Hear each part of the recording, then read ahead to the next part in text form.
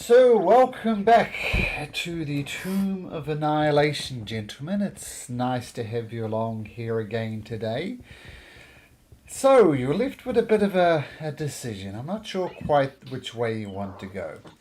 But you found your way to the heart of Ubtao, and you did actually find, in a sense, what you were looking for. Via the Naga at Orolunga, you learned that this is where you could find Artus Cinder, and you did find him, but unfortunately he was captured by Valindra, and Valindra appeared to be a nice elfin maiden and was very pleasant to start with, but the tone got a little less pleasant towards the end, and she more or less insisted that you lead via Carrick's telepathic link with Artus Cimber. Well, first of all, it wasn't pleasant. Carrick has some history with Artus, and you learn that she is in fact a lich. And Artus more or less says, "Save me, and maybe I can forgive you abandoning me and people dying because of your cowardice."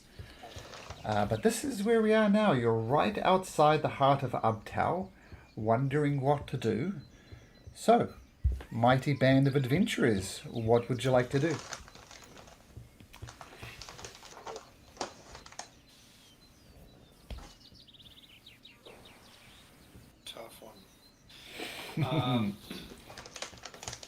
Did she give any indication of when those associates would come? I don't remember. No, she did not. Okay. She did say that she was struggling to extract information from Artus about a great artifact that he held, and that these other people might be able to extract that information, but she gave no idea of timelines or anything like that. Okay.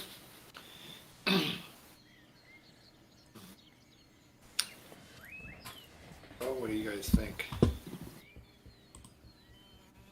Well, we need to figure out how to get back up there. I mean, if we're going to do anything, first off. I mean, we probably need to take a little rest as well, maybe, but Yep. I don't know about getting up there. And points up, shrugs like,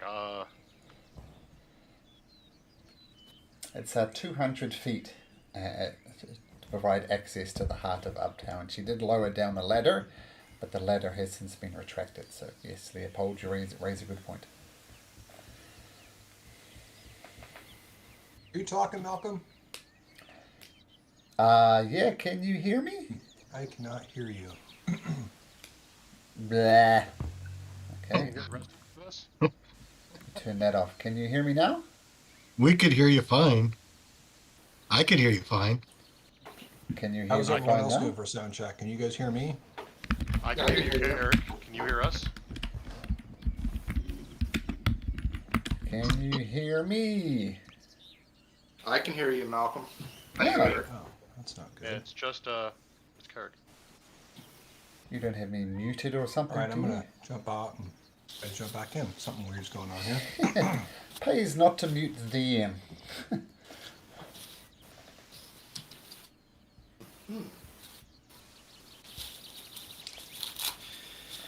Well, I feel like we can take our long rests and kind of keep a lookout for her visitors while we're doing this. I know. Sound check.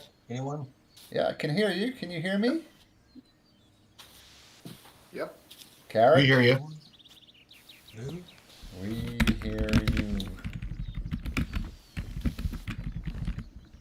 Hear you. Oh, you know what? Hold on here. But now, sound check. Yep, Yep. We can still hear still you. hear you.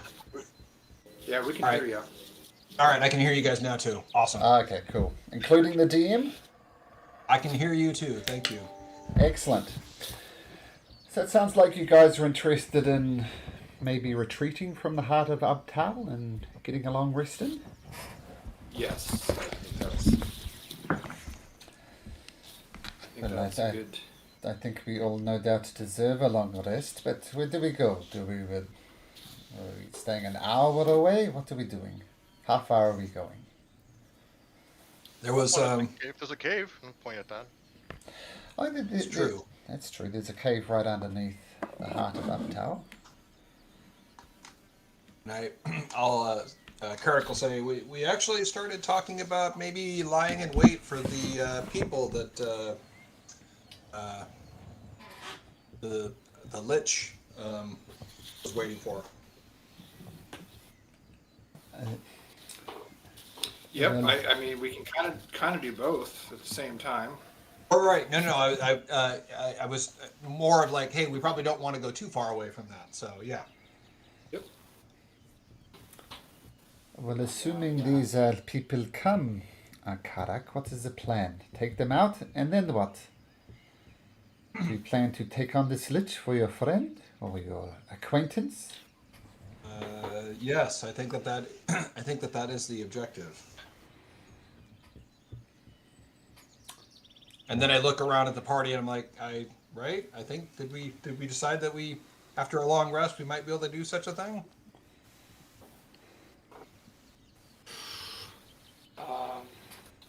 I think that was the plan, but I think we should.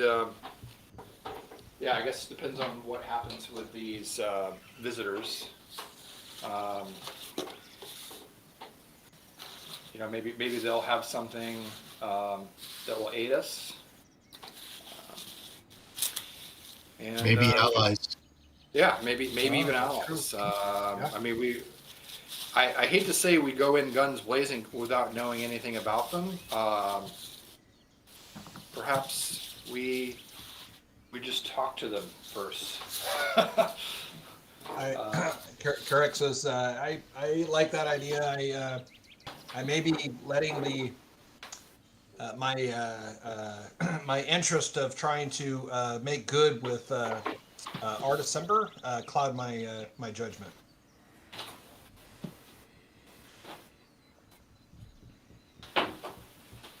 In Yoka, no trust Lich. Let me ask you something, Carrick. Do you I'm vouch sorry, for this guy? Leopold, Do you say that vouch again? for this guy? Is this guy a good guy? You vouch for him, right? Does he belong Yes. up with the Lich? Should he be trapped with the Lich? As a Um, person, he's a good person, right? Yes, my my family has known him a long time, and he is a stand-up guy. I, on the other hand, was not a stand-up gal. We all make our mistakes, I think. I've made probably a few of my own. But if you vouch for him, if you say he's a good guy, I'm with you to the end. All right, thank you.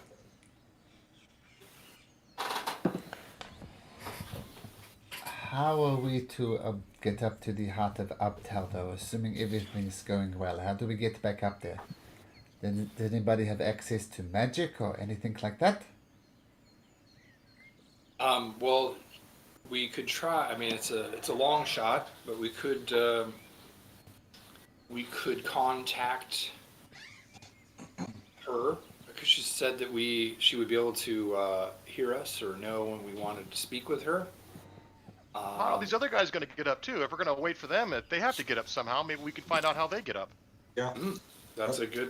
In fact, we could almost kind of, if we get in with them, maybe we could kind of, I don't know how you sneak up a ladder, but you know, maybe there's the party's a little bit bigger than what she's expecting, so to speak. Are there other options other than the ladder? In Yoka could ride Kazuma to Heart of Uptow and tell Lich to drop ladder when time.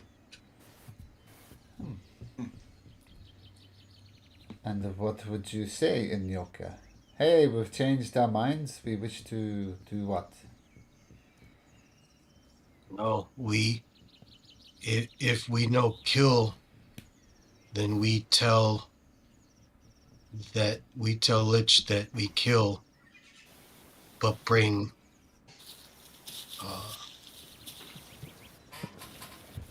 new allies up and all attack Lich. They fake death. An interesting idea, no doubt. Carrick says, didn't somebody say maybe we explore the cave and there's another option? Maybe we find a different way up? Yeah, I think that's a good idea. Leopold mentioned we could take our long rest there. And someone could hang out by the entrance, or we could all hang out by the entrance and keep an eye out for the visitors. But we could first explore the cave.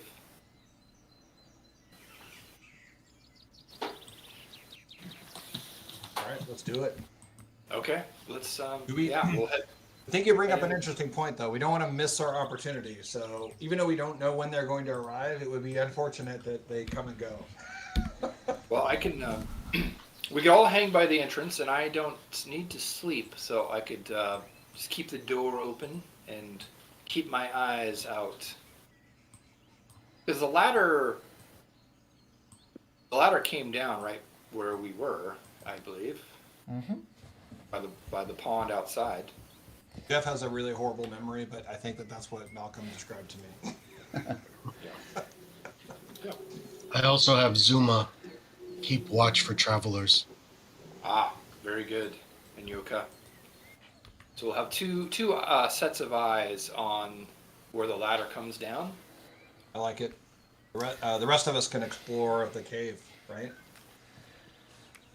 Okay, so to give you Well, a visual then, this is the entrance to the cave. Part of Uptower is more or less directly above this. Like the so-called blood is dripping down and forming this pool. So if you stand here and look up, you see the backside of the heart of Uptower. And if you wander inside the cave, this is what you see inside the cave. Oh, Where are those maybe things not a leaking lot to from? explore, but Where do those things that are leaking the blood out? Where do they go? yeah. Huh, that's weird. Yeah, we know clear cave. Those up high, they pool down. Yeah, I think we should pick one of those caves and see if it leads anywhere. They look like they're different heights. Malcolm, I like this one here. Looks like it might be the lowest one. How is that? We climb up those rocks and get in there, or how high and how Yeah, difficult is it? easily enough. Yep, that one on the west wall. Yeah, go check it out. So Okay. feel free to go check it out. All right. My character. All right. I will cautiously stick my head in there. And I'll give you a little bardic inspiration by saying, "You're doing great. I think you know what you're doing, man, or girl." And you get a D8 bardic or D6 bardic inspiration, isn't it? Leopold's so nice. I'm sorry. Say that again. Bardic inspiration D6. My last bardic Nice. inspiration. You gotta Okay. have 10 minutes, I think it is. So you don't have So- to use it now. You can use it whenever. So Leopold comes and gives you this rousing speech, and you go have a look down that one there, Carrick. Make me a nature check. And after your roll, you can choose to use your bardic inspiration or not. It's up to you. Oh my gosh. Sure. Yes. Let me try that again. No, you didn't get to try it again, but you get to roll a d6 on top of that. Oh, sorry. Okay. 6 is I the got only thing that'll excited save though, you, 'cause you probably. looked like, hey, and I'm like, yeah, good stuff. Dang it. D6. 10. No, 10. Okay, so you look down and no doubt the blood is trickling from this cave and then eventually pooling here. It doesn't appear to be getting any deeper. It never gets above these cliff lines. But you kind of twist your head around, do some mental geography, and you can't quite work it out. Where is this blood coming from? Wasn't it all just pooling up above? How does it get down here? It's all a bit confusing. You're not sure, Carrick. I look around to my party. I'm like, yeah, I don't know. This is like perplexing. Does somebody else have a little bit better skill set than I do that might be able to kind of figure this thing out? This seems really bizarre. Well, Leopold will go up and take a look. And Yoka, check out Big Hole. Okay, Leopold and Inyokia both make a nature check. excellent at these. Minus 2. Oh, for frig's sake. Yeah, once again, the water is pooling down into the center chamber. You're not quite sure. Well, the only way There's being only- sure is going. Let's go. Yep. I was thinking the same thing. I mean, you can only see so far in the dark out here. I can't even see in the dark. I have my torch out. And I'd be like, so, let's go. I like Leopold's fervor. Let's go. Yeah. All right. Let's go. I like going to dark holes I can't see into. Let's go check Should this we? out. Should we should we leave rest Rock first? to? Should we leave Rock to watch the door while we go? Should we rest first, though, is the thing. And we'll need someone to watch to make sure that his friends don't come. And we're getting kind of deep here. There's a lot going on, and we might be making the wrong, I don't know. Yeah. Don't a listen to good me. point. Yeah, I think we should rest, wait for travelers. Okay. Yeah, Noka's good. Keep eye out for something come from caves. All right. And Yoka, you have proven to be the most wise. So I think that's a good plan idea. B. Let's do that. That's plan B, the caves. That's our plan B. I like it. I like it. Sometimes going on your gut's probably not the best thing. Or Yoka's gut, but not Karek's gut. Yeah. I mean, if the blood is coming from the heart of Uptow above, I would think that this. I don't know how it works, but some kind of portal perhaps that leads there. This is our campfire discussion, right? Yeah, Sure. I mean, I'm fine. Yeah, we should definitely take the long rest, but maybe there is another way up. I like the way you talk there, K2. That sounds Malcolm, good. just for clarification, you had said that the heart of Uptown drips, correct? That's correct. Yep. Looks like it's dripping blood. Are we... All right. So, not sure blood go up to heart Uptown. Heart of Uptown drop blood below.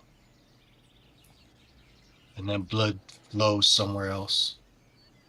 So Malcolm, so outside, you're saying it was dripping down into the pool, right? Yep, I'll show you the picture. Yeah.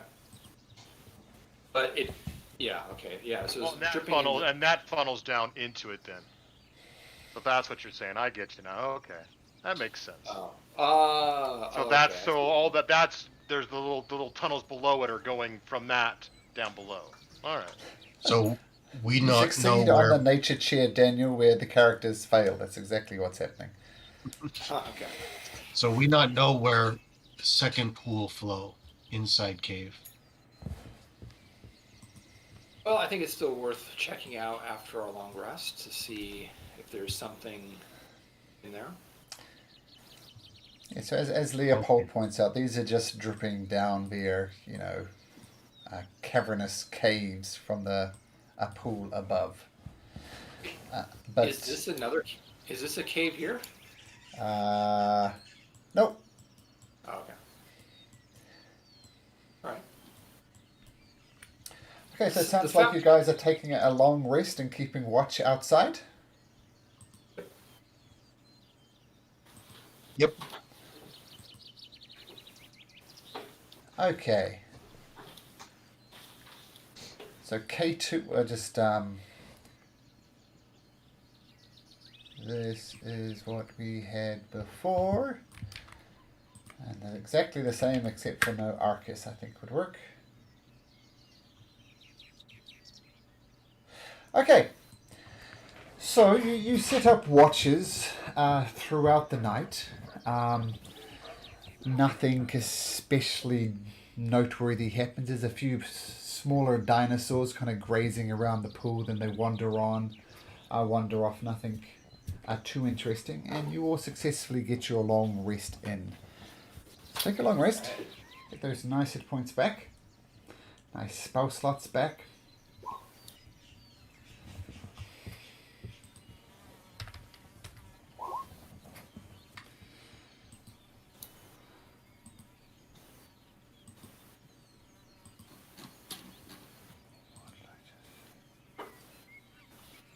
Very good. Leopold and K2.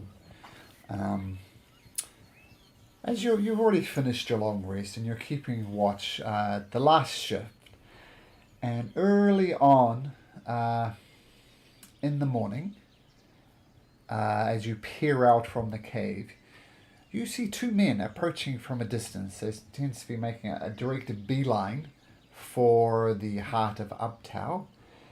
And you have a little bit closer look, and you see one of them is a man dressed in like a yellow cloak. And there's another one next to him looking more like a soldier type, and he's carrying a large, like the more backpack type of stuff, water skins, that type of stuff. But he's also very specifically carrying this heavy bag, and this bag, I don't know, kind of looks out of place. I'm gonna Leopold. Yep. quickly rouse everybody up if anyone's still sleeping, and I say we better get our stories straight. How are we going to? Are we going to question these guys? We probably maybe don't come off as aggressive right away. We just, hey, it's probably not too common to find travelers out in the jungle, right? So we could just ask them what brings them out this way. Or we say, hey, travelers, why Lich want you dead?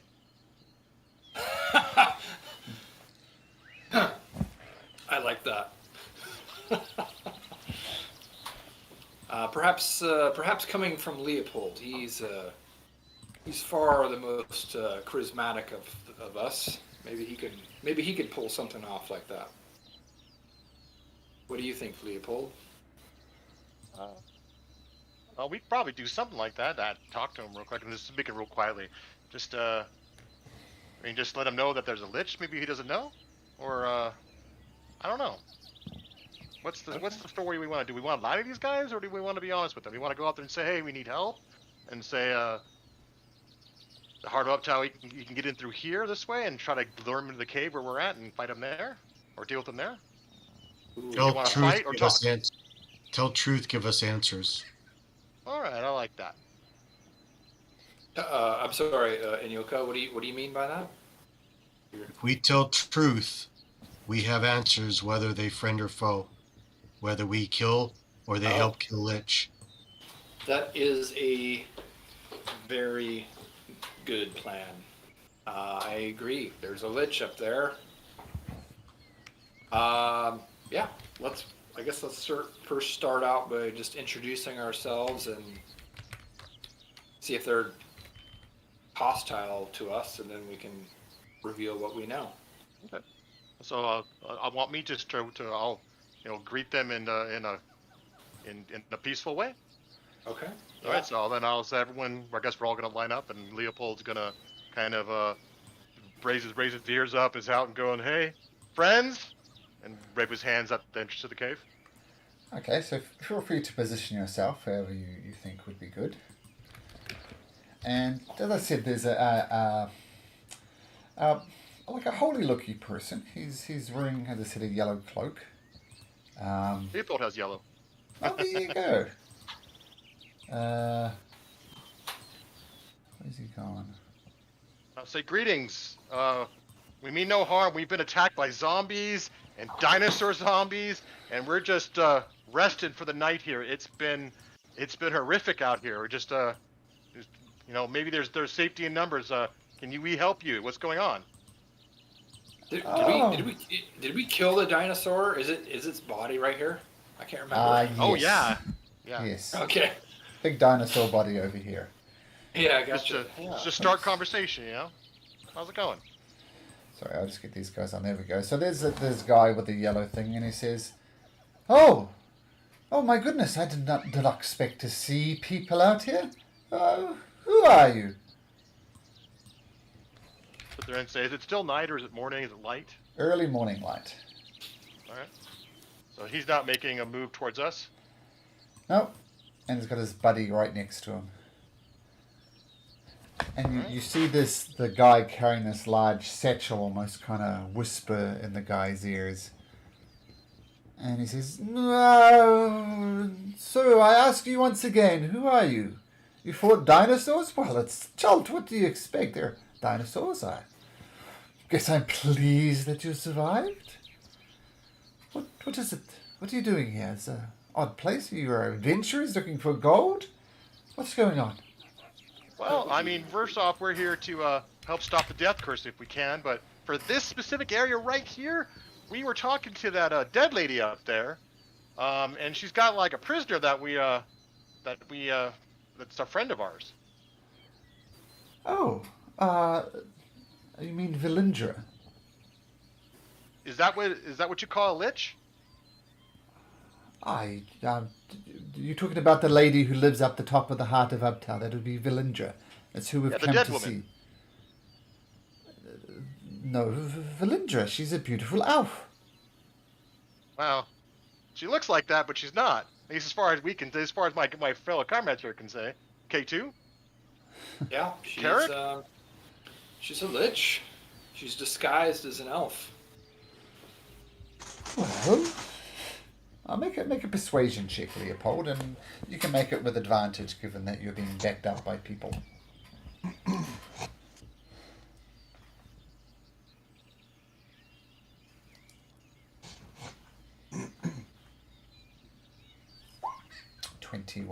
Okay. Oh, it was the first one. Gotcha. Yeah, it was an advantage. A dead woman, you don't say. Well, huh. Well, she's paying us good gold, so neither here nor there. Do you mind asking what is she paying you for?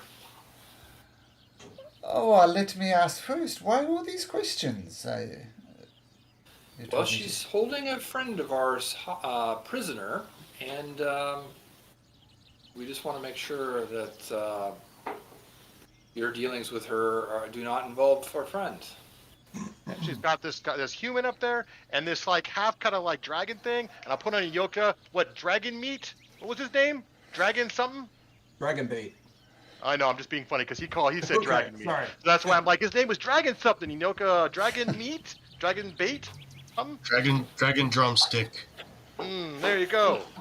The priest is just looking back and forth, talks of drumsticks and...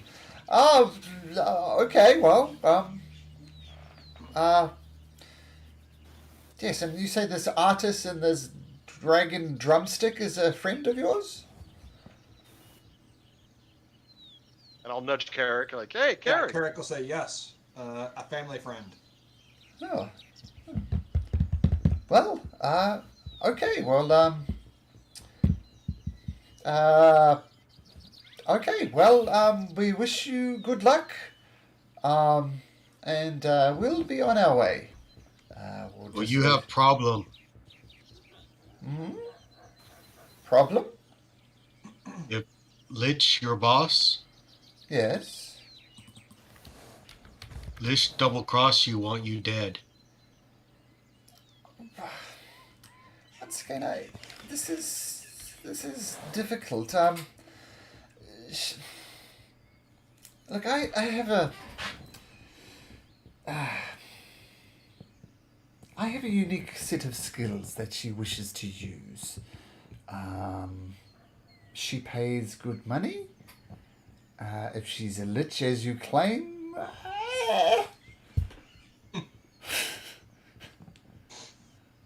Can I insight to see if he doesn't already know that she's a lich? sure. No. 10. Well, that's not a necessary failure. Let's see how well he is lying. Oh. Or telling the truth, I should say. This is a roll that needs to be made. Wait, I misunderstood. So wait, I So- think he is lying. No. So I need to make a roll to see how Okay. convincing he's either telling the truth or deceiving you. So Okay. 10, I'm just saying a 10 is not necessarily a failure. So you're trying to insight whether he knew he was a lich. Yeah, because he's basically saying, she's a lich. So I was trying to think, does he already know that? Yeah, he seems genuinely surprised, but also not worried by the fact that she's a lynch, because apparently she pays good coin. Yeah. Well, collect coin, because Lich wants you dead. Well, with the amount of gold she's offering, it's fine. Anyway, we're getting nowhere fast. I wish you a good day, and we'll be seeing you. Well, we have a problem. We've been sent to kill you. What? That's why I say Lich wants you dead. We want to be friends. You friend of Lich, or you friend of self? We're friends with gold. You care more about friend of Lich than than own life? Well, I do not like your tone, lizard creature. You go see Lich. Lich, you die. Well, We try help. look, we've met her before. She hasn't killed us yet. I think it's best if we just say goodbye. Take care. Good luck with your friend. Good luck with Artus. I think he should be fine. I'm gonna Take note. I Take careful note. Insight. Actually, everybody make an insight check. yeah. That's what I was thinking. The thing that jumps out to you, Carrick, you never said Artus. No one said Artus. Oh, I was wondering about that. I thought it was just a slip. It's hard to know with a DM. But no, no one said Artus, you just said his friend. Your friend. Okay. So, all right. So my insight check was like, oh shoot, we forgot to provide a detail. Is that what you're saying, essentially, Malcolm? Yes. Okay. The players didn't pick up on it. Thank the you for characters that did. coaching. So like, whoa, friends. I'm sorry. I might have forgot a detail here. My family friend who is being held is Artus Cimber. You know him? Not directly, but that's who I've been sent to talk to. Anyway, look. Can I, When you say talk to and you say special skills, what are what does that mean?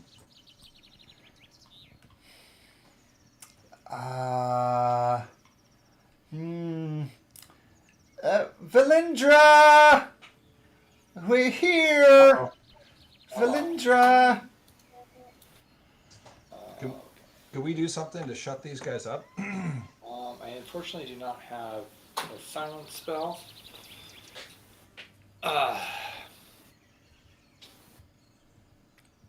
And a ladder is being lowered down. Can we run over to the ladder? Sure, we'll say the ladder's this Patreon symbol right here. Okay. All right. What can we move our full movement or what? Do. Well, the ladder's taking a while to be lowered down. Okay. Let's dash, man. Look, Yeah, as soon as we see look. that. This is look. Valindra is a good, honest person. I think if we all just had a talk about this, we could resolve our differences. Fine. We talk.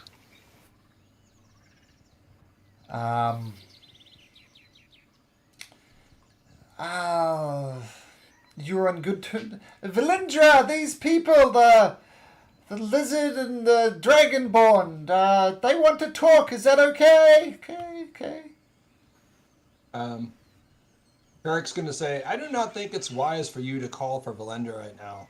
Let's have this conversation. Please stop calling for her. I think it's too late, Carrick. The ladder is being lowered, so I'm assuming that Valindra already knows. Yeah, I suppose that's true. Okay. We go see what happened. Let's do it. So, what does that mean, Inyoka? Are you saying we go up the ladder, or we We go up intervene so ladder. they can? We go up ladder and see what happened.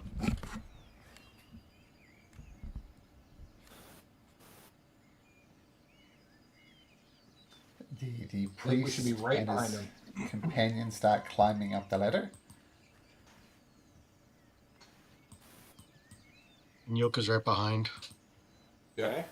Well, I guess we're doing this. We're going up. Let's do it. All right. So, oops. Nice knowing you guys. It's been fun. We'll roll up some new characters for next time. No. Yeah.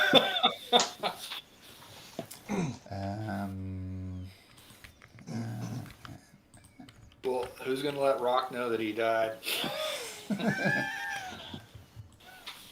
If you're not here, do you really die?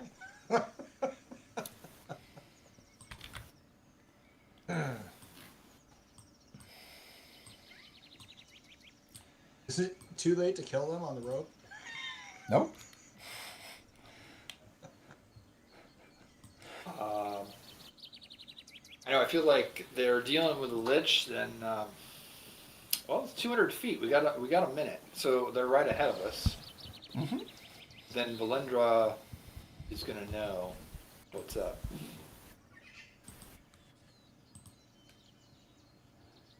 Okay. So you climb up, and you're all kind of squished around here. Oh, I have 2 Inyokas. That's good. Oh, no, Double the amount of attacks, right? just down here. There we go. Noki's there. There we go. Yeah, so you climb up. And Valendra says, welcome. Welcome. Come in. I was expecting you. And the priest and her guard walks in and says, yes, I saw you climbing back. What are you here for? I thought we made it clear. You can't have Artus. Here's something that I want. So, what is it? Can I can I use telepathy to speak to? This is kind of the main dude here, so. I'm going to... We were doing the rule slightly wrong. You can send telepathic messages, but you can't receive telepathic messages. Oh. So we had that slightly wrong. But as opposed to retconning the entire thing, we'll just do that from now on. I looked that up. It seemed Okay. a little too nice to be true. It was too nice to be true. That's kind of a big deal. Yeah, that's okay. Okay. So I'm gonna send a message to the priest, just sharing. Let's see. I'm gonna say, collect your gold and be an ally to us, or you will be killed by the lich. He looks back at you and shrugs. Kind of shuffles over by Valendra. And Valendra curiously raises an eyebrow and says, why are you here? You can't have Artus. I made that clear. We bring you what you want. What is it that you want? That I want? You say you want these 2 dead. We bring them to you. I did not say I want these 2 dead. These 2 are trusted allies. Okay, out of character, did I totally misinterpret that? Yes. Oh man, I thought you were just trying to deceive him, Inyoka. Yeah, that's what I thought. I thought you No. were just spinning a tail too. I was like, all right. Hey, No, it's Jim- convincing. I was there. Jimmy totally screwed that up. I mean, she Uh, said she I'm sent going for with Mel. allies, and I assume you guys thought these guys were the allies since they knew Valendra, so they don't want that. Yeah, Jimmy made a mistake. I guess that's Inyoka not understanding either, so that's what Inyoka's going to go with. Okay. I don't want them dead. They're allies. They're going to help me with Artus. I mean, You tell us, kill them, bring them here. We bring them here. You I- kill them? No, I need them. I said I had allies arriving that were going to help me with this artist situation. Yes, why don't you go?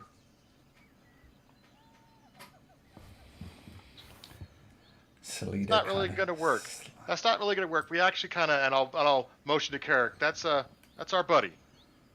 Yeah, we're gonna need. I'm gonna step in. Yeah, we're gonna need. We need Artus. He is a.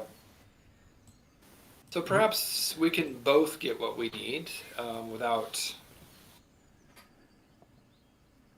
Let us talk to Artus, and he should be freed. I feel like he's falsely imprisoned here. Yeah, we should let him No. go. You see Artus mouthing some type of words, but he's obviously still under a silence spell or something. But he's making no noise, as is Dragonbait. Though you do smell something. You smell.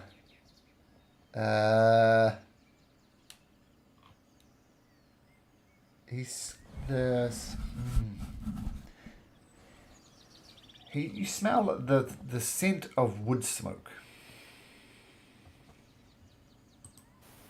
And you see him place a hand on Artus's shoulder.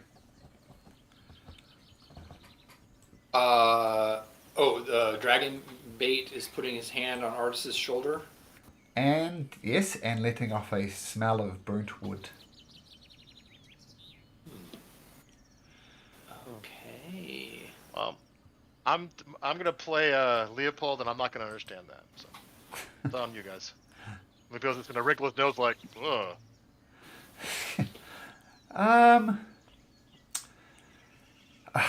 Look, we need to come to some type of compromise here. This is getting nowhere fast. You can't have him. Come over here. Let's have a talk. Look, no, I'm not wielding any weapons. Come over and let's have a talk. I'm gonna space. I'm gonna keep my distance. Just being. Look, the very first rule is, simple hospitality. So if you're going to be rude and stand over there, we're going to get nowhere fast. Rock begrudgingly comes up.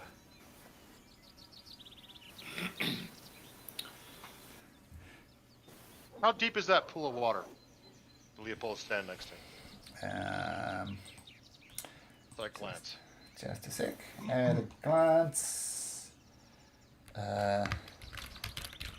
Oops.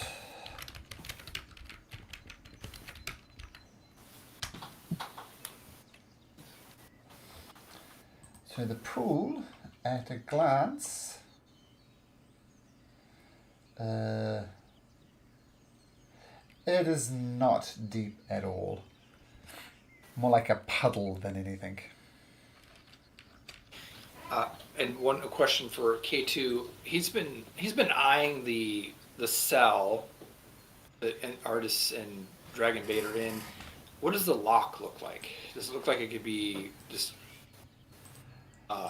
broken or hit with a weapon and broke, or is it pretty sturdy? It looks pretty sturdy. There is a lock on it, so it would be possible to break it. You think how easy it would be is another thing. But there's a lock on the door. Okay, so look, we are at an impasse. I do not want to give up Artus. You want Artus. If you offer me of something of equal value, or of Artus, why don't you come into this conversation? And she kind of waves her hands. And Artus says, well, what I want is to be out of this blasted cage. You know I had something, and there is no way in the hells you're going to have it. It is mine. You may not have it. I don't feel I'm resolving this impasse at all, but the thing she wants, she simply cannot have. What's she want?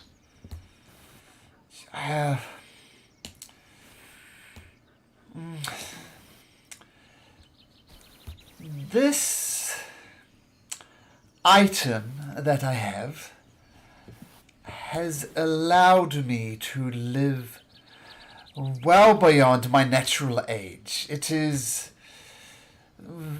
desirable by many creatures across this realm. It has the added advantage of it keeps me well hidden. So I get to live indefinitely, and nobody can find me, except this Villandra. She managed to find me. By luck, I think, more than anything else.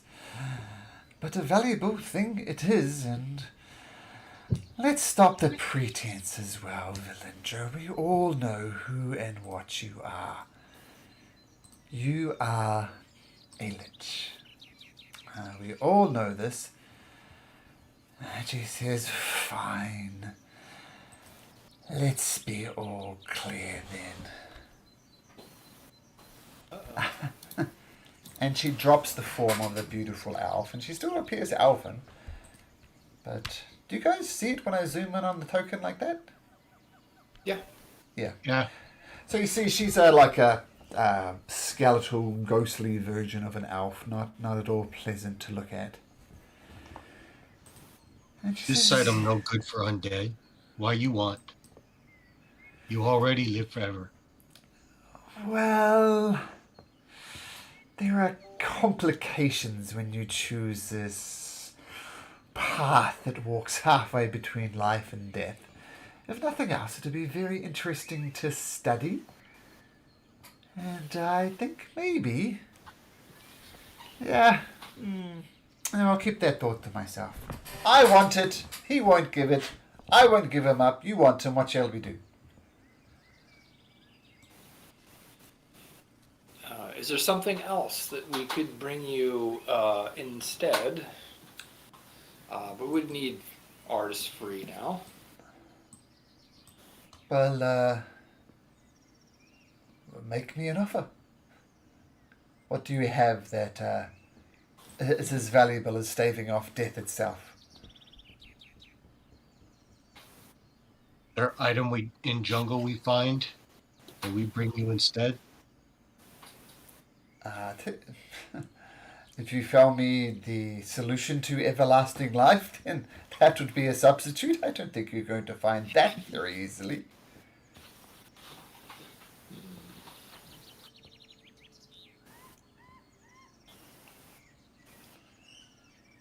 Look, there is nothing you can literally offer me. I think it is best you be going.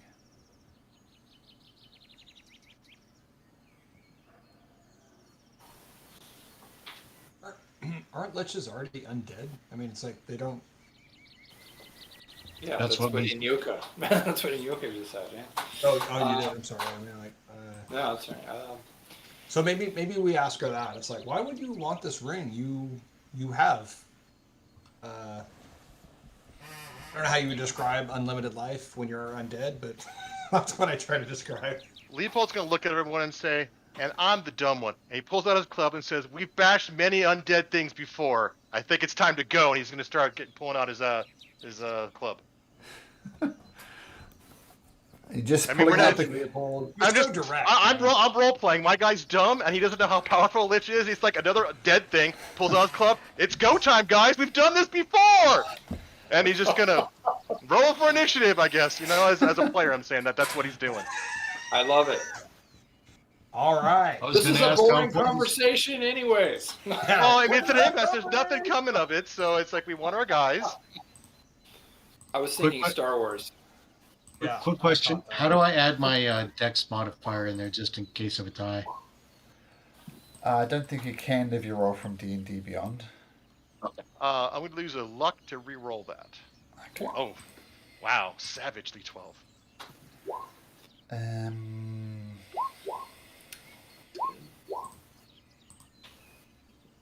Oops. Come on, work. Yes. Okay. After some posturing, Leopold gets things happening. I like it. Okay. It's good, guys, but I don't think this is unavoidable. I think it's unavoidable if we want Artus I think Cimber. you're right. And we're already Malcolm, here, and we're not gonna have a second chance to get up here. It's not gonna happen. Hey, you again, don't have is it? to. You don't have to justify to me, man. I think it was great. Well, we TPK. I will. No, I won't have. Because we're all good, even if we do TPK. Okay. I'm looking forward to Strahd. And Yoka, you sound like you were saying something? Yeah, I was just gonna see you reordered it because my first roll was a 16. So Ah, so we're good. unfortunately, to be honest, he gets the first turn, or she. She does. She rolled well. You guys rolled crap.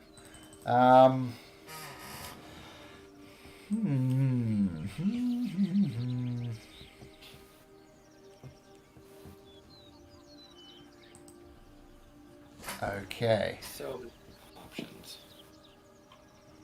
So many options here. Oh, that's never good.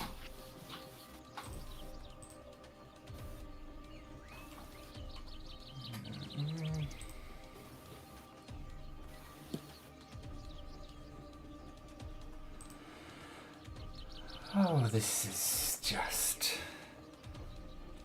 so pathetic. All I wanted was the secret to everlasting life. You do not even know. I mean, how foolish and short-sighted you all are. This is classic comic book stuff with the villain monologuing during combat. How pathetic this all is. You are so short-sighted. You know how much I could get for that? What power I could hoard over people? I've conquered death itself, but there are so many wonderful options I can do with that. And as for you, foolish lizard, why don't you lay down like the dog you are? And no saving throw, Anoka? Nothing? You are stunned. No saving throw. No nothing. And she says, look, my minions will deal with you. I simply do not have the time or energy for this. And she wanders away. Let me just check. Okay, yep. 1, 2, 3, 4, 5, 6. And Yoka, you can make me a saving throw if you like. It is a Constitution saving throw.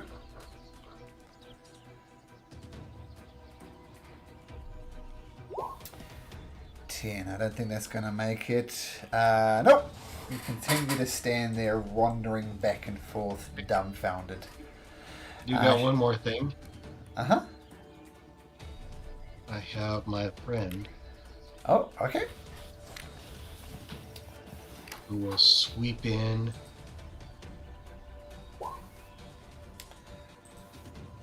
on the Lich. Does not hit the Lich. Just swoops on by. Okay.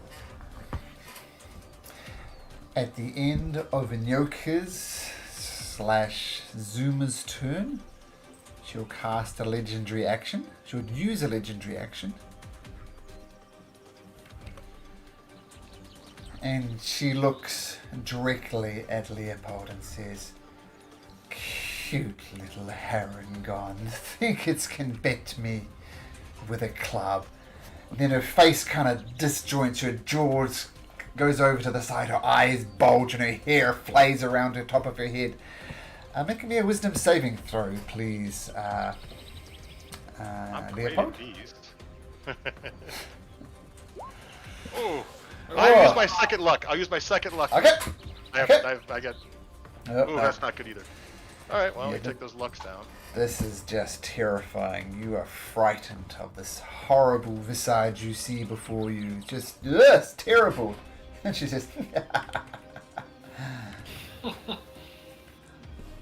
come, my minions, come!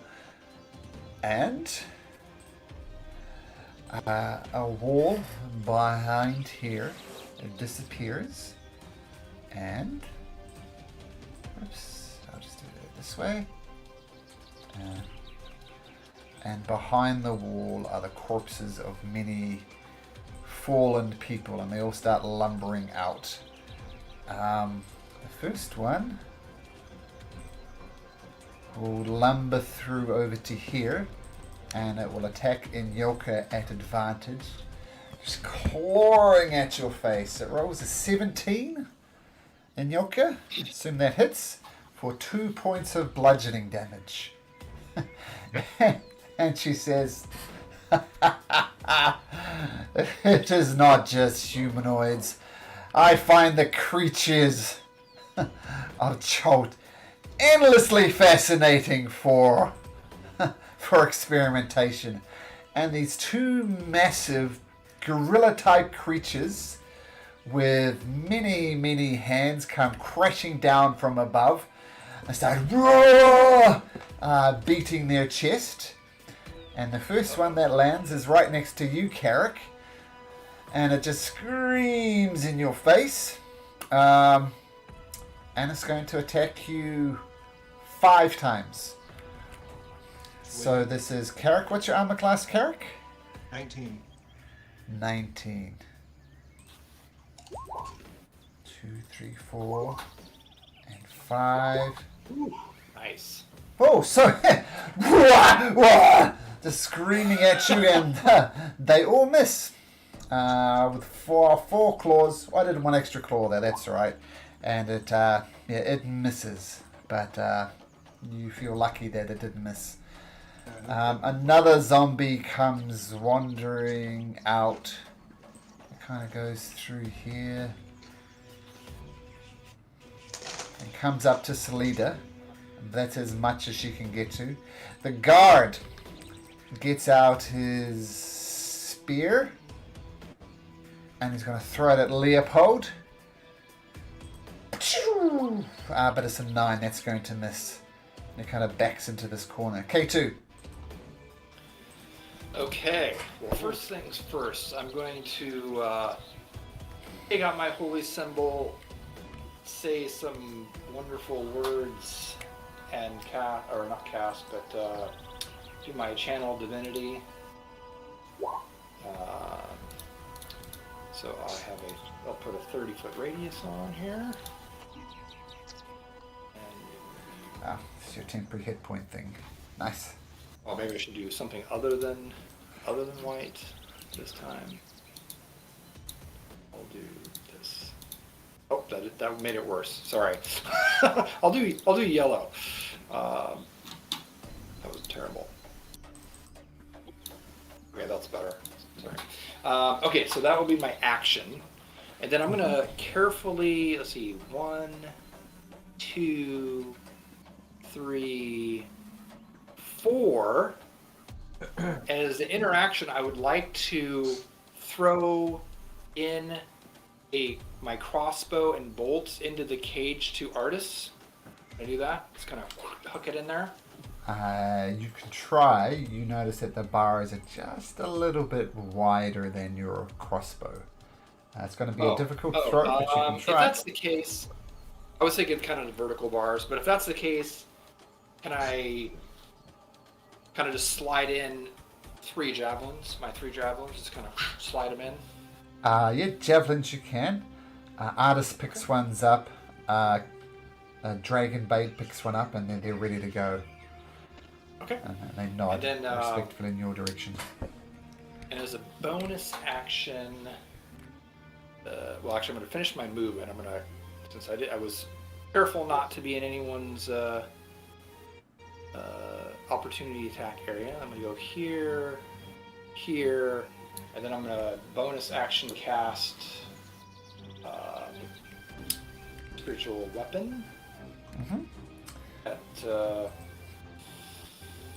see, should I do it second level? Yes, second level. What does it look like? It's moon shaped sickle. The old moon-shaped sickle. Okay. Yep. And I'm gonna put it right here between these 2 zombies. Why is it my sickle coming across? Come across sickle. What about this sickle? I've got 3 sickles. Like, I'll give you control of this one, K2. So feel free to move that sickle around to wherever you want. I'll move it right there, and I'm gonna attack this one. So I don't know if an 8 hits. An 8 does hit. If an 8 hit, it is. Okay, then 11 points of force damage on this one. Okay, yeah, so your magical spiritual weapon comes out and hacks into the zombie. Oh. He looks a little damaged, but not too bad. Oh, I upcast that. Oh no, I'm sorry. It is a 2nd level spell, so I guess there is no upcast. Never mind. So that's appropriate. Okay, and that is my turn, and I will roll me some. Okay. Valindra locks eyes on you, K2, and says, "Who do you serve, K2?"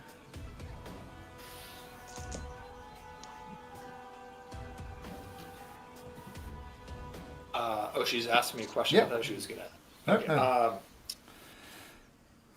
I am a cleric of Selune. You will fall here, foul creature. Selune, that's pathetic. And her she looks horrible once again. Her face twisting in unnatural ways. Make a it's a wisdom saving throw. Okay. No, this is this is pretty terrifying. You're frightened of her as well. Okay, Artus Cimber gratefully picks up. Oh, sorry, Carrick. My apologies, Carrick. Carrick, says Artus Cimber. Carrick, you idiot! Get me out of here! You owe me at least that much. Get me out of here! Okay, I'm coming in just a second. I gotta get rid of this damn thing. If I disengage from this creature, would I still be able to get my movement in? Yeah, but no action. It's an action to disengage. Okay, so if I did that, I could get over to the cage. Yep, no problem. Alright, I'm gonna do that. Okay. So I'm preparing to do whatever I can to get that cage out, but I guess that's next turn. Okay.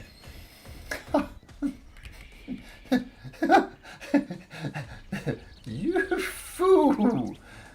And she reaches out using a legendary action and just boop, touches you, Carrick. Make a Constitution saving throw. Oh man. Constitution. Roll well. Oh, 18. Actually, that's good. She actually needs to roll to hit. Let me just check this.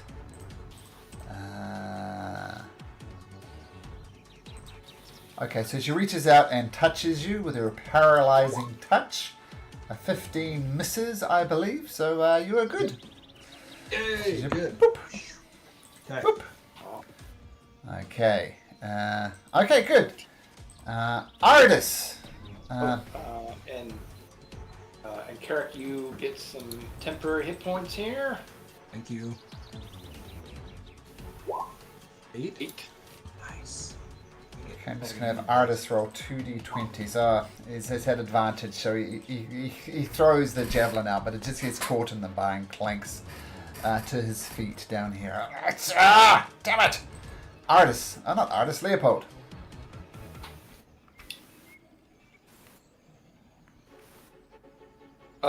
I yell, Leopold. You're on mute, I think, Leopold. I yell, stay in the light, and you will be relieved of being frightened. Okay. Well, right there. Let me bring up back up the map real quick. Hold on. Is that true? So If you you're in the can't light, you're see not her, frightened? So you can. No, Why- I can.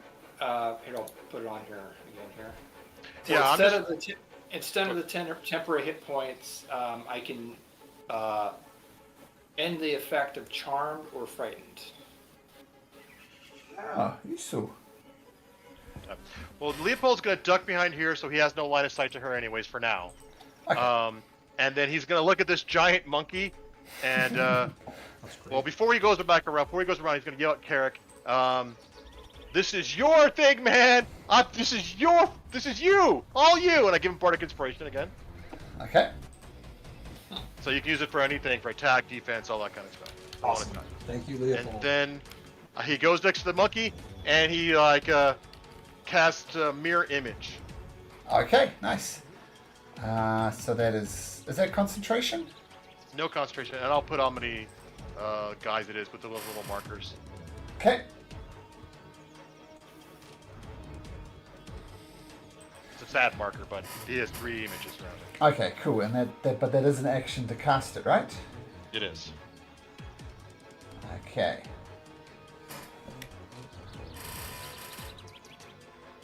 Alright, so the ape sees it and just beats its chest looking at you, getting confused, not knowing what to do.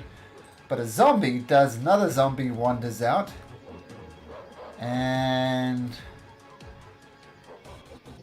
squeezes out around to here. It's going to take a net attack at Anyoka at advantage. Rolling a 12, so that's going to miss. Dragonbait picks up his spear and tries to throw it at Valindra. And he too rolls a natural 1 at disadvantage. And the priest is going to...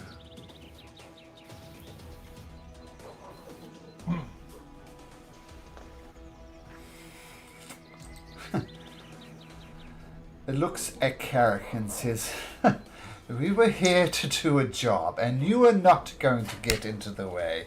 I think it's best if you leave. And Carrick, can you make me a charisma saving throw, please? Nice. Let me check, but I think that makes it. Yeah, you feel your body start to disappear. You look down at your hands, it kind of vanishing, but then poof, you come back. And the priest says, interesting. And we'll stay there. Okay, zombie next to Leopold just grunts in your face, beating its chest before unleashing on you.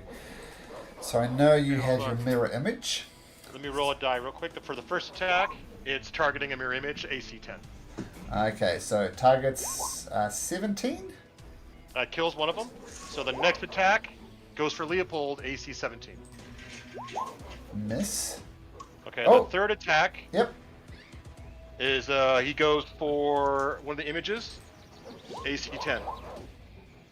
Kills that image. Now I have 1 image left. And I have 2 more attacks. Okay. Goes for Leopold, AC 17. So that'll hit. 6 slashing. Okay. And For the then last one, hold on, let me roll my die. Maybe. There it goes. Oh, Leopold again. Got him. so the last one does 7 points of slashing damage. Okay. Okay, cool. So yeah. So you got 1 mirror image left and you took a few blows. Rak. What would Rak do? Rak would go... Let me get his character sheet up. Campaigns to Annihilation. Divine Smite. Okay, we'll get him to No, the he would go down. He would Right? take a dirt nap. Yeah, there it is. Oh, yes. That's on brand. Give him a long rest just to make sure.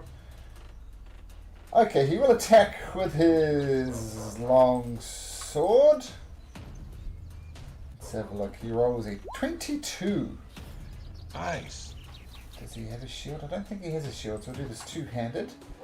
For slashing damage, he does 12 points of damage on the zombie. And he's going to Divine Smite it for just the first level one, I think. So that would be 3d8. Okay. Yeah. The zombie gets wrecked. Cuts it in half, goes down. Nice. Good job, Brock. Then he's going to move over. Inyoka, snap out of it, man! And he's... Yeah, that's his turn.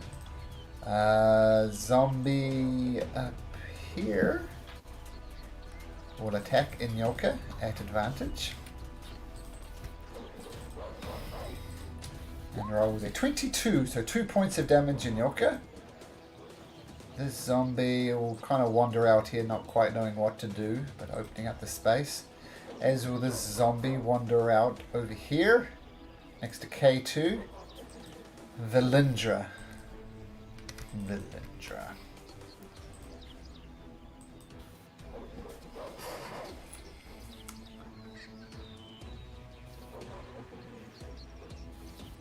She will...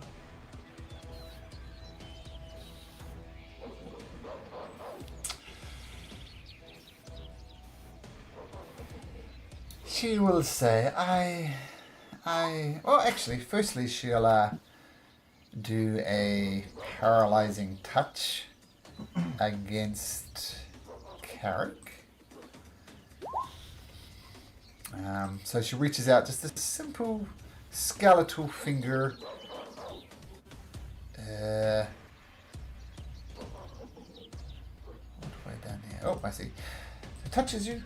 Boop. For a 15. I assume 15 misses. Yes. And she says, I simply do not have the time for this.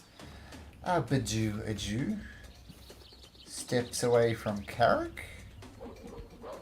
Take a swing. Oh, yeah. There it is. Yeah, not even close. And Dang she moves up to the north. You hear a flash of arcane energy.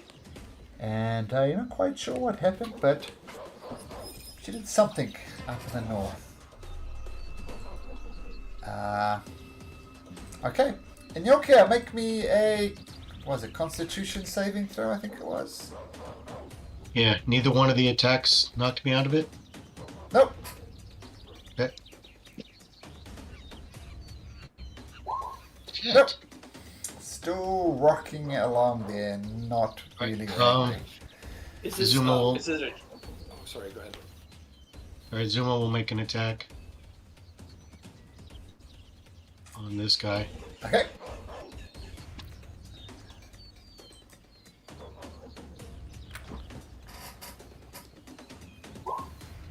Wow! Cimber just wrecks the zombie, rips off both of its arms. It reaches down, picks up one of the stump, getting ready to attack the Nurkia, but yeah. Zuma almost one-shot a zombie. Sorry, quick thing. Is Inyoka's... Is it a charm effect? Sounds like that, but... Okay, I don't know. All right, I just want to catch up real quick. So Rock would have got 9 temporary hit points, and Okay. Inyoka would get 8. And is his familiar, can it also get temporary hit points? I don't see why not. Alright, well, 5 Rit. Okay, so you can end the effect causing it to be charmed or frightened. Okay. Well, yeah, I'll just tell you, he's not charmed, he's not frightened. Yeah, I chose to give him hit points for now. Okay. Alright, so, the zombie did that. The gorilla comes up next to Garrett, beats its chest again. It's going to attack 5 times. 1 with its bite. 1, 2, 3, 4. Okay, I think that's going to be 2 hits with a 25 and a 24, Carrick. Yeah, For a those are total good of 12 points of damage. As you just woo, woo, and beat you. The zombie over here is going to go for Salida, reaches out with a hand, tries to grab her face, and that hits Salida, I think. She says, get this thing off me! She takes 4 points of damage. The guard is going to come right behind K2. bring out a spear, try to stab you in the back with the spear. Rolls a 5, so just a swing and a miss. K2. Since the lich is not in the area, I'm no longer frightened, right? Correct. You do not have line of sight on her, so you're not frightened. All you know is that she went around this corner, but yeah, you definitely don't see her. I'm going to use. I'm going to move my spiritual hammer over to here and attack the look like the cleric here. With that. Let's see here. That hits. 4 points of damage. Got it. Okay. And then slices into. Sorry, carry on. Yep. Yep. Sorry. Then I'm gonna try to hit him with stab him with my longsword using green flame blade. Ooh, nice. Maybe. Oh, that's a miss. Okay. Good idea. But a swing and a miss, not good. Okay. And that will be it. Okay, Carrick. Let me out of here! Get me out! Yeah. So I'm gonna take my longsword and it's a, I don't know, is it a padlock or what is the? Yep. There's a padlock Okay. holding it. I'm gonna use my sword to like put into the hasp and leverage the thing to try to break it. Okay, make an attack roll with your sword. So it's an attack roll, not a Yep. not a strength maneuver. Yep. Attack roll. And roll damage on that. Damage. Let's see. Should be able to do this. Does it not let me do that? I just click on the word longsword. Yep. Okay. One-handed, two-handed. No, I have a shield, so this is one-handed. Okay, so you do a lot of damage to the lock. You feel one more good shot and it would go down. But for now, You have a bardic inspiration to add a d6. Oh, thank you. Yes, Leopold, I'm gonna do that. Boop. Oh man. that is enough though. The lock pings out. And Sweet. okay, that's good. And he dashes out. His hands are still bound, and he kind of swings over. He's kind of. So somebody cut my binds. I can do cool stuff. Cut my binds. Cut my binds. Leopold.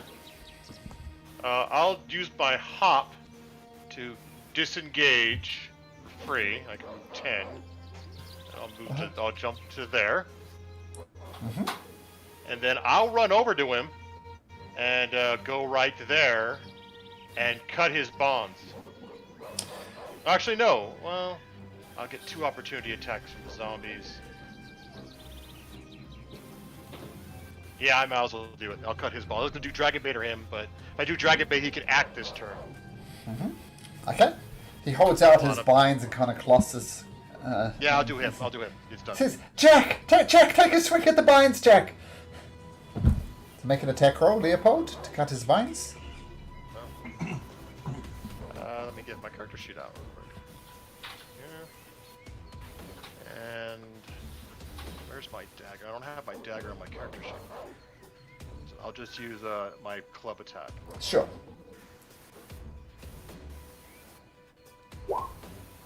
And if you do trivial damage, the binds will cut. You, sir, I like.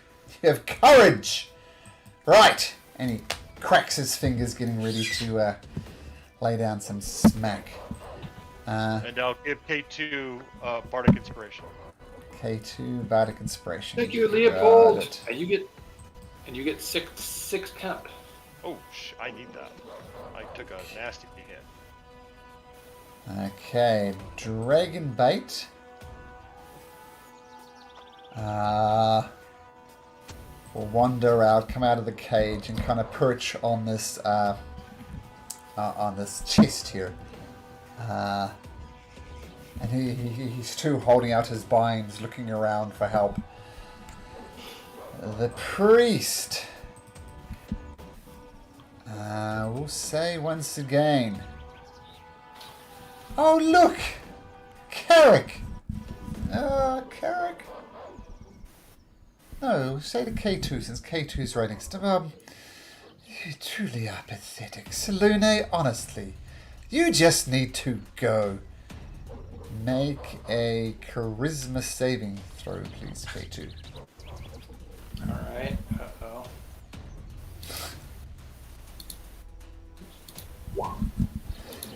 Ooh, I'm guessing the bardic inspiration won't help with that 9.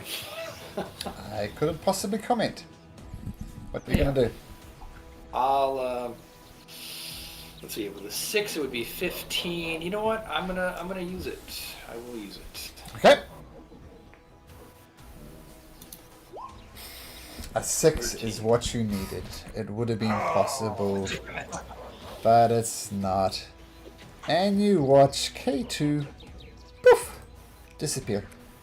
Oh No longer no! see K2. Well, at least I can't be harmed anymore. Maybe. How do you know that? Well, maybe.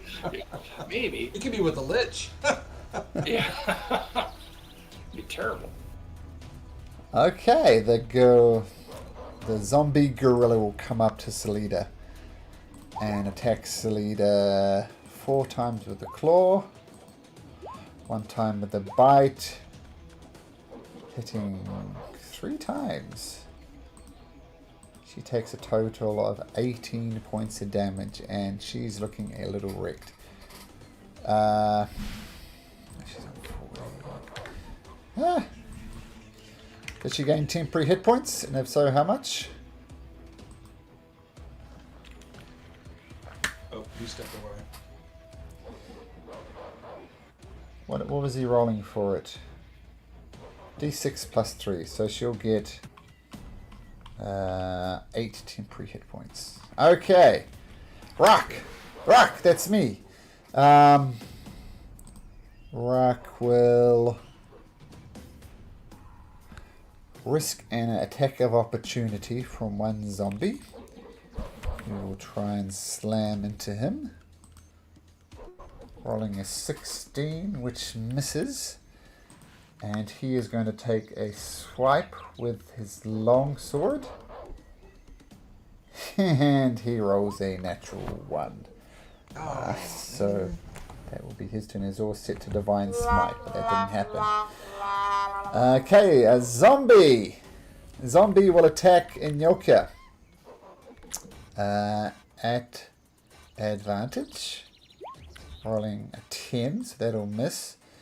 This zombie here will go for Leopold, a normal roll. Tries to slam into Leopold. Hits with a 22 for 3 points of damage, Leopold. Thanks about my last image. I rolled a 16 for it, so. Oh, so you don't take the damage, but your images have gone. Yep. Okay, cool. That was that one. There's another zombie next to you. He will too take a slam attack against you, and that one misses. Inyoka. Wisdom saving throw thing. Whatever throw it was, you come out of the condition. You are no longer stunned. That happens at the end of your turn, though, Inyoka. Pop quiz. What spell did she cast on Inyoka? We're paralyzed or something like that? It was something like that. Keep in mind there was no save. Power word stun. It's an 8th level spell. Unless you have 150 or more hit points, you are stunned. No saving throws. Okay, and the DC for that Inyoka, by the way, was 20 to break free of that. So Nice. So that was nice. That's Inyoka. So now the zombie next to you will attack you, but it won't be at advantage. And the roll is This one? a 4. What was that, sorry? Does 8 hit this one? Oh, sorry, I forgot about that. Yes, it does. And The bird takes it out as it slices into it. MVP for the bird. Very good. Nurka, but you're stunned at the end of your turn, so that's your turn. Carrick, zombie, coming straight for you with your AC of 19. It's going to claw you 4 times, hitting twice. So just 2 claw attacks hit you as they slice into you for a total of 12 points of damage. Okay. A zombie goes for rock. Tries to swing at rock. Oh, it does hit rock for 3 points of damage as it hacks into not with an arrow for 3 points of damage. Okay. The guard is going to attack Dragonbait. Get back in the cage, you monster! There was a 6, so that misses. K2. You can make me another charisma saving throw, K2.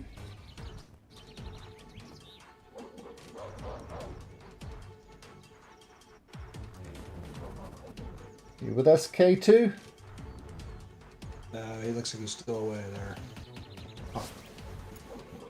No, this is just rough. Well, it happens at the end of his turn regardless, so we'll get him to make his save once he gets back. Carrick! Malcolm, did you say a zombie attacked me, or was it the gorilla thing? That's the gorilla thing. Okay, alright. So I'm going to retaliate against said zombie gorilla thing. I'm going to swing my longsword. There we go. 16 hits. Awesome. Alright, so here's the damage. And then I got a 1d8 because he's undead. Yep. 12 damage. So I'll do that. And then I'm going to do my Divine Smite. So that would be a 2d8 on top of that, right? Yep. Yep, so 14 so far. Ooh, plus another 10. Wow, yeah, so you power up your sword and cut through it and take a serious chunk out of the zombie. Nice. Gorilla. Nice hit, well done.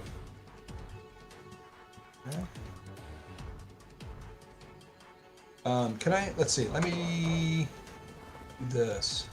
Can I cast my Hunter's Mark as a bonus action? Yep. You can. Okay, and I will do it on the gorilla thing.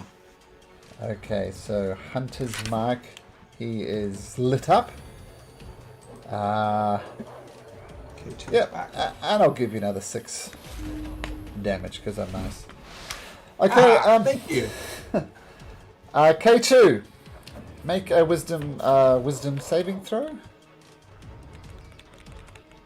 That'll teach you from going away, man. Yeah. You find yourself in a endless desert. You look at your feet, there's sand in every possible direction. You start wandering through the sand, no good. Artus Cimber, finally free of the magic suppressing cage.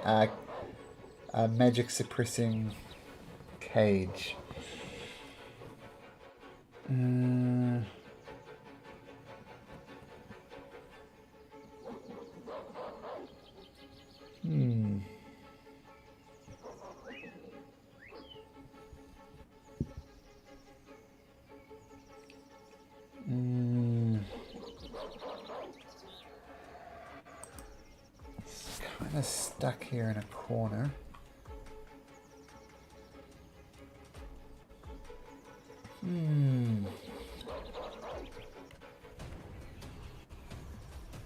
Actually, this is what he's going to do. He's going to swing over here. He's going to get attacked from the gorilla, but he's not going to mind. He's going to say, Dragonbait, get off the chest! There's stuff in there that we need! And he's going to slice Dragonbait's binds from him.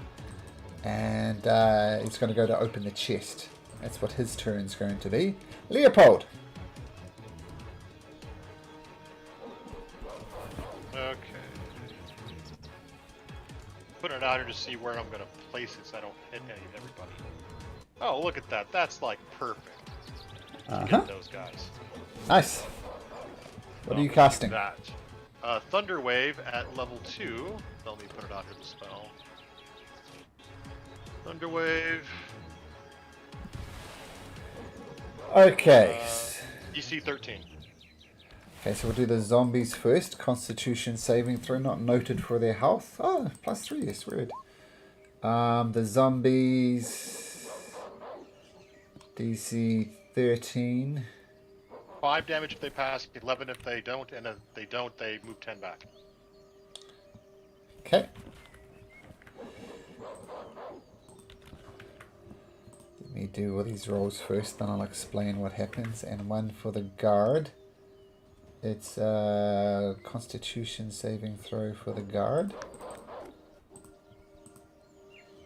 Can't save with him. And it's 11. Okay, so you reach in, cast out Thunderwave as this force emanates from you. The guard gets thrown back against this wall and he lands at exactly the wrong angle and his back cracks against it and he falls to the ground prone. This zombie here crashes back into this bookcase. This one splashes back there. And this one grins and took the damage, but not enough to knock it back. Okay. Then I will bonus action, leap 10 feet away so no attack of opportunity, and then I'm gonna go over here. Oh, that's okay. I see. And then I'll stay right there. Make an Arcana check, Leopold. I'm good at these. -2. Yeah, you see some weird stuff up here. No idea what it is. Okay, cool. And then I'll pick. Well, no, I want to see everybody, so I'll stay right there. So Dragonbait reaches into the chest there and brings out a sword, and he kind of shakes a little bit, and it starts glowing a bright white color. And he smiles, and he charges towards this first zombie. Swings his sword.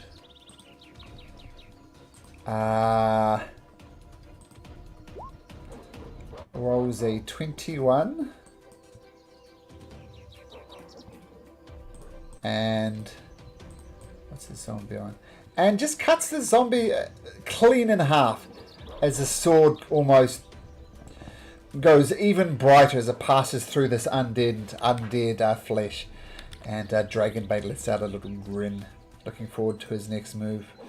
The War Priest, however, not so happy about these things, and she's going to cast, or he is going to cast Guiding Bolt against Rock, since he's not here. But the Guiding Bolt just whoosh, shoots past, does not hit with a 10. The Gorillon Zombie is going to attack Rock 4 times with the claw, once with the bite, and his armor class is 18. So 1, 2, he takes 14 points of damage, does Rock. Let me just record that. 14 damage, so he's on. Okay, Rock's turn. He will attack the zombie with his sword, this long sword, and he rolls a 15, which is enough to hit it. So first of all, he'll do 8 points of damage, plus he'll Divine Smite up that thing. So 8 points of damage. So yeah, Rock, looking like the holy avenger that he is, lights it up, and he does another 15 points of damage as his Divine Smite cuts through this creature. Starting to look a little bit rough, these zombies, but we'll get there. Speaking of zombies, one's going to attack you, Inyoka. Reaching out a clammy fist, misses with an 11. This guy here is going to stumble next to Rock, attack Rock. Misses with a 10. The zombie's dead. Inyoka.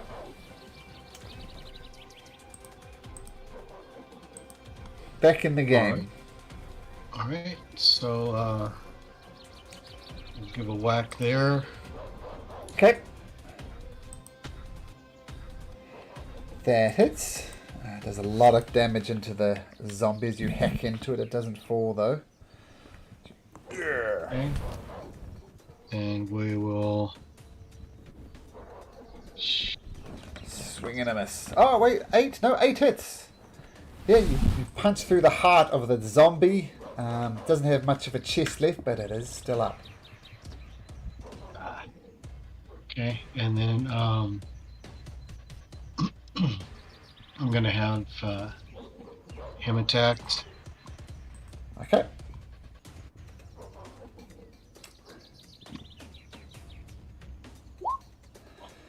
$14 is a miss, unfortunately. Just swings past it. No hit. Okay. Cool. The zombie's going to lay into Carrick some more with one bite. 1, 2, 3, 4. And one hit. One hit. Every barge, re-roll it, take the lowest, and then I'll give Carrick advantage on his next attack. Woo! Thank you, Okay, we'll Leopold. make another claw attack, and that one misses. So who gets advantage? Yeah. Carrick. Carrick. Ha-ha. Okay, so Your next advantage. Leopold. Next attack. Nice. And I'll sit there and say, "Don't let that ape hit you, man! You hit that ape!" My son will Zombies. come in yelling at me in a minute, so be quiet. Okay. The zombie will come in right next to Salida, try and slam Salida. Does hit for 2 points of bludgeoning damage. K2. I think it was a wisdom saving throw.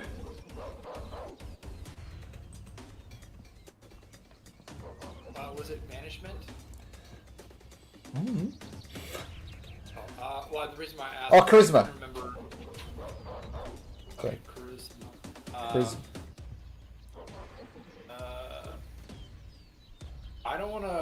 I don't wanna be in this banished place, but I don't know if I get another saving throw, do I? Let me look at this.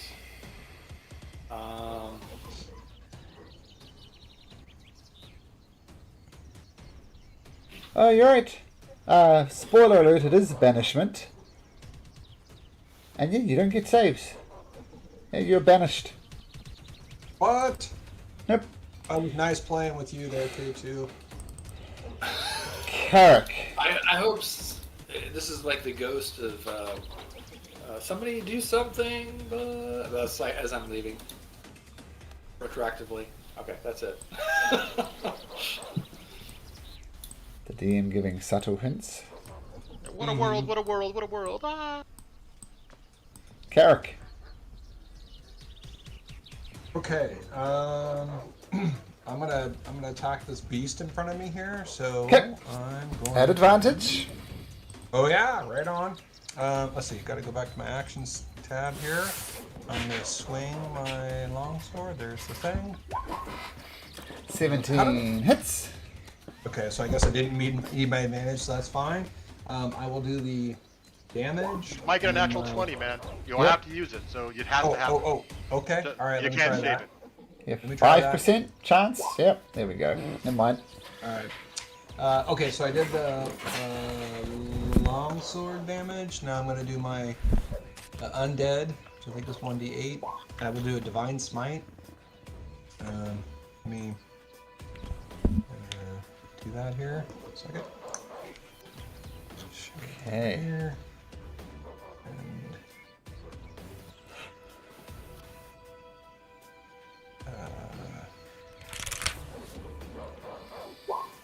10. Alright, so charging up and your. then I get a 1d6 on top of that for the. Oh, Hunter's Hunter Mark? Yeah. So 10. Oh, good lord. Okay, the good news, you wreck this gorilla on zombie, but it's still holding on. Some of its arms are going limp by its side, but it's maintaining its place. All right. Okay. Okay, Artus Cimber.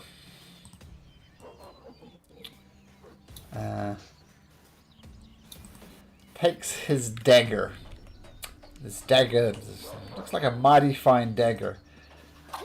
Oh, there we go. That's what it is. And look at that. Oh, One, look at 2 hits for a total of 13 points of damage. And I'm going to have you roll this K2. Roll me, let's see, 10. Roll me 2 d20s, and if any one of them is 7 or below, 8 or below, you succeed. So roll 2 d20s, and you want them 8 Come or below. on. Nope. Come on. Oh! Yeah. Breaks concentration on the spell. And your old buddy K2 reappears on the map, no longer banished. Boom! Ha! Says Artus Cimber. That's how you do it, Leopold. Do I need to roll? Oh no, I'm back in there. Never mind. You're back in Can there. I just bud. say one thing to my as I snap back? When I disappear, hit the guy who made me disappear. Artus says, "Listen to this man, machine." Okay, Leopold. Hey, Leopold's gonna jump forward regularly. Not any of his thing. He's out of them anyways.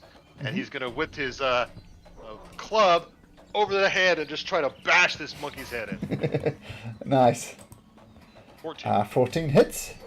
Ooh. 6. Okay. I just need to do something quick. 5, 11. Ha! So you whack it on the head. It collapses in a heap.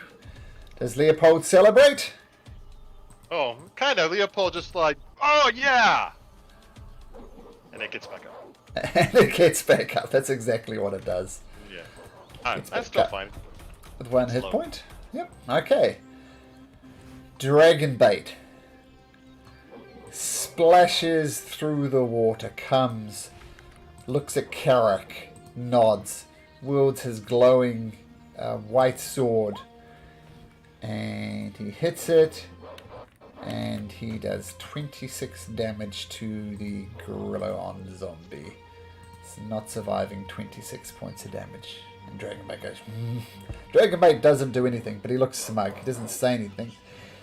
But the War Priest. Can he do this again? He says, look, robot boy, I simply much preferred it when you weren't here. Go away! Make another charisma saving throw, K2. Oh man. Alright.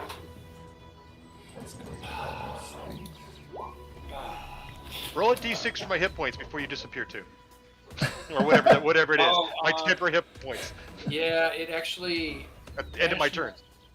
banishment is you are incapacitated, and I'm assuming that means that that's the only way to my Twilight Sanctuary to be taken down is if I'm incapacitated or die. Or on another plane of existence, surely. Yeah, so it's no longer there. Oh, darn it. But I keep my old hit points, right? Yeah, those Old are 10 hit points, yep. good for 24. Okay,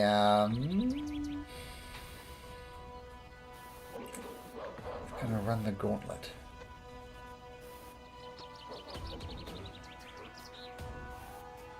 Not just yet.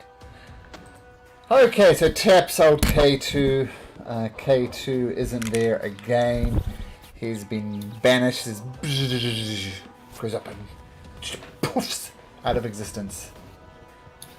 Okay, the gorilla on zombie, the one that's alive, will attack Rock. Clawing 1, 2, 3, 4. Bite 1. cast that on any hit. Okay, so the first one will do. The first one hits and misses. So he does take 2 hits. Who are you giving advantage to? I was gonna wait till you see if he went down, but He that's does not. cheating, I guess. So I'll give it to Rock anyways, because he's my friend. I was just gonna say the same thing. Man, what character dodge it and then hit back?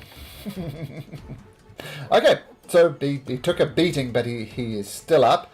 Speaking of Rock, he will fire up his long sword. Hit the creature with a 21, doing 7 points of damage. But he's going to do what paladins do, pump a divine smite into it as well, for a total of 26 points of damage. Ooh, it looks wrecked, but it is still surviving. Yep, still surviving. Zombie will attack Inyoka. The slam attack rolls an 8, misses Inyoka. The next... Who is this zombie? Will attack Rock. Slam attack with Rock and hits Rock for 2 points of damage. Rock is now at 17. Wait a minute. This is it, right? 17. Oh, Rock is looking thoroughly wrecked now. He is not looking good. Okay, that was a zombie. Anyoka. That will hit for 10 points of damage. The zombie goes down. 5 plus 10. And the zombie gets back up again, Anyoka. You hit it. Doesn't like being knocked down. Gets back up. Alright. Knock it down again. Punching it. Hitting for 7 points of damage.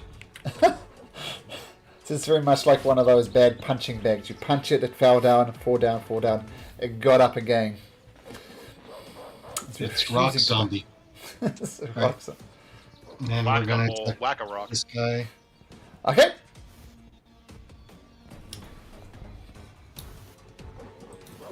Ooh, that's going to be a plain old mess. So swing by, and it doesn't hit. That guy's dead. This zombie. We'll see the bird flying overhead. Take a swing at Zumba. Ha! But in return, it returns a favor with another natural one. K2, Endless Desert, Carrick. Right, Malcolm. Yep. Just so you know, they can't. It has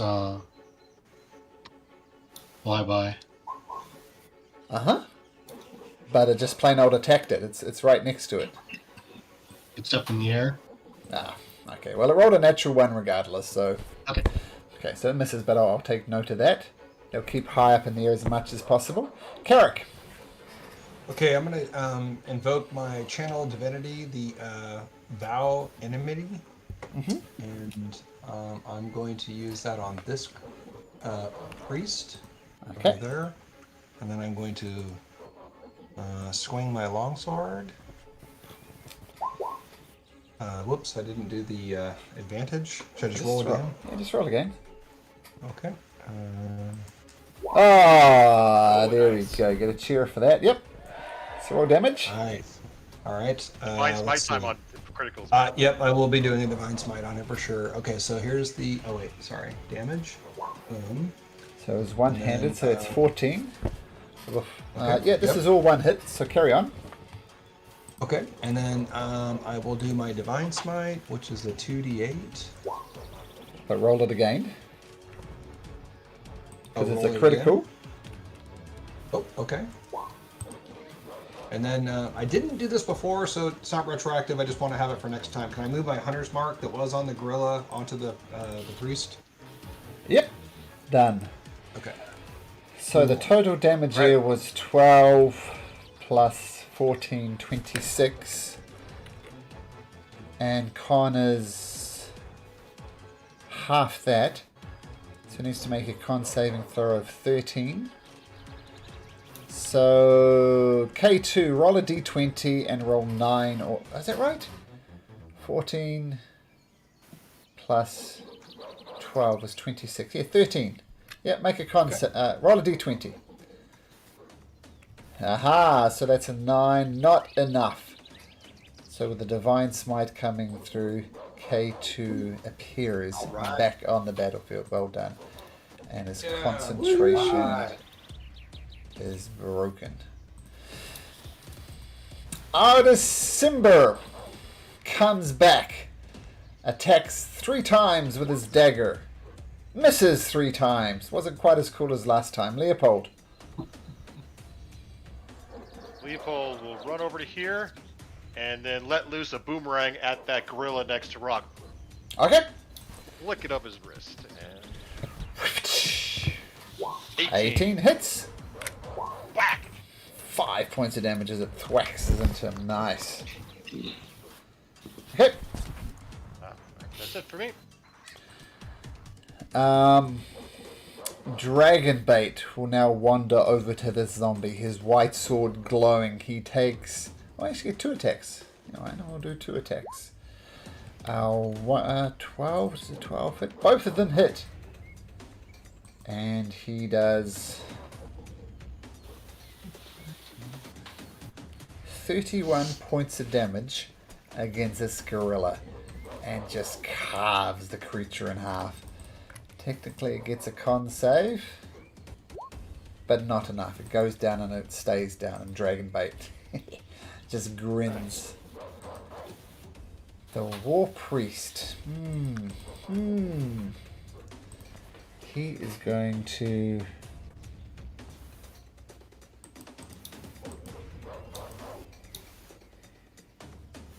Yeah.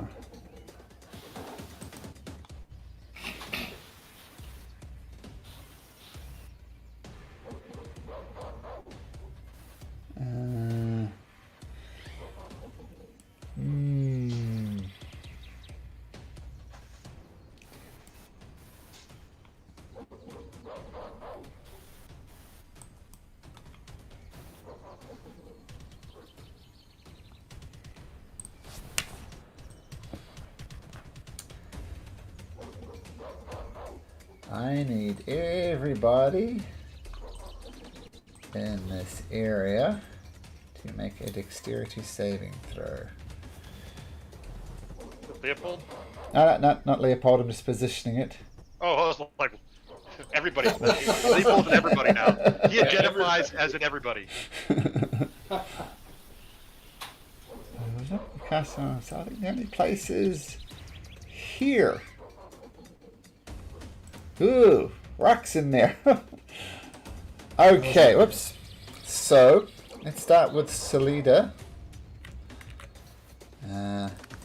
Salida can make a dexterity saving throw. That is a success.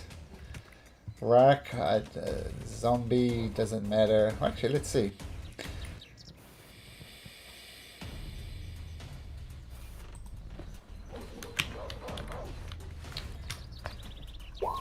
Zombie, poof, goes away. Salida takes 14 points of damage. She's looking wrecked. Dragonbait, he needs to make his dex save, and he makes it, so he takes 13 points of damage. So what you see the War Priest raise up, reaches to the heaven, and then fire just erupts down below and just completely carpets the area. Regardless of rock rolls, he's not going to survive that, and he falls prone on the ground in a little burnt crisp. The zombie is dead. Rock! Rock, that's me! Death saving throw. So we do 3 points of damage. And we make a death saving throw to 14, so 1 success. Okay. Zombie will attack Inyoka. They slam attack. This one does connect to you, Inyoka, with a 19. As he just claws at your face, trying to scratch out your eyes. And he succeeds to an extent, rolling 7 points of damage. Inyoka! This time, Okay. surely. Alright, so... Pew. Okay, that's hits. Let me make a con saving throw. And finally the zombie goes down and stays down. Nice. We'll hop up here. Or this. Unarmed strike. That misses, just bounces off his thick plate armor. Alright, and then...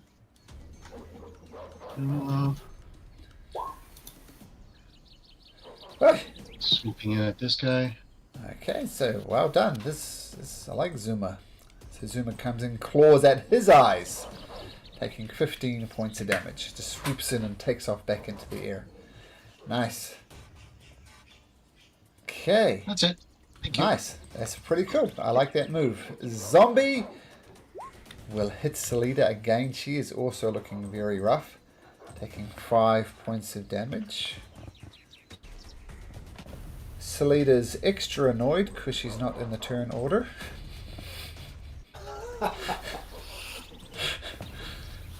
Oops, here we go. It's a hit point sink if nothing else. I'll give her a turn, then it's your turn, K2. Salida finally realizes I should actually do something. And she takes her scimitar, swings twice at the creature, hitting it for 1 time for 3 points of damage. She thinks, what the hell have I been doing? Hacks into it. K2. All right. Well, I'm gonna turn to this guy. I'm like, you're gonna wish that you helped us with killing the Lich, and my spiritual weapon should still be there because it doesn't require. Yeah. It just says it's still. Yeah. You can attack with your spiritual weapon now. You can attack with it, no problem. Alright, bonus action to attack this guy with it. Oh man. Ooh, that's a swing and a miss. I should have taken my attack action. Alright, and I'm going to try to get him a booming blade then.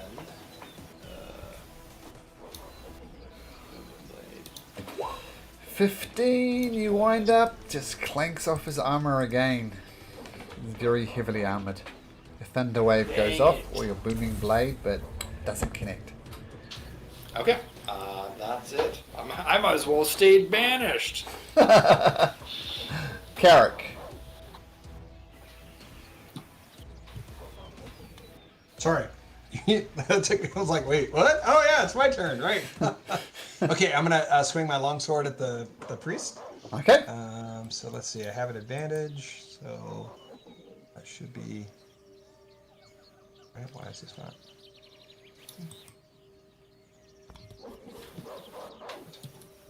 20 hits. Finally gets through his armor.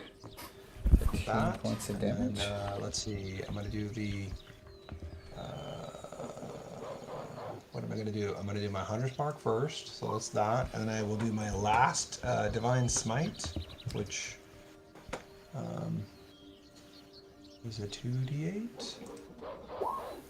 8 points of damage. Oh, nice. Yeah, you power up your sword, you swing into her, and he is hurting. That was a nasty, nasty blow. Alright, that's my turn. Artus Cimber, let's take this creature down. Stabbed 3 times with bookmark. 1 hit with a natural 20 for 9 piercing. Okay, Leopold. Oh, you're muted, Leopold. Thanks. I was hoping you guys would have taken him down because I don't really have a lot I can do against that guy. I'm trying, but it's taking a while. Giving you guys everything I got. I'm going to, this is just fun. I'm gonna mock him and say, Well, you're gonna be dead to join your lich friend soon. As vicious mockery out for 3 psychic damage. Maybe 3 psychic damage. Yeah, totally. So, wisdom saving throw. He's a cleric, so it's not really gonna work well, but you know, it's just fun. It did work well. An 8 was their saving throw. So, oh, no, it's just nasty. Yeah. I've had Disadvantage enough on of his this. next attack. Oh, disadvantage on his next attack. Cool. Dragon bait. Where's dragon bait? 1, 2, 3, 4, 5, 6. Okay, he's going to attack twice with his sword. Where are you? Dragon bait. There you are. Attack twice with his sword. And hits once for 8 points of damage.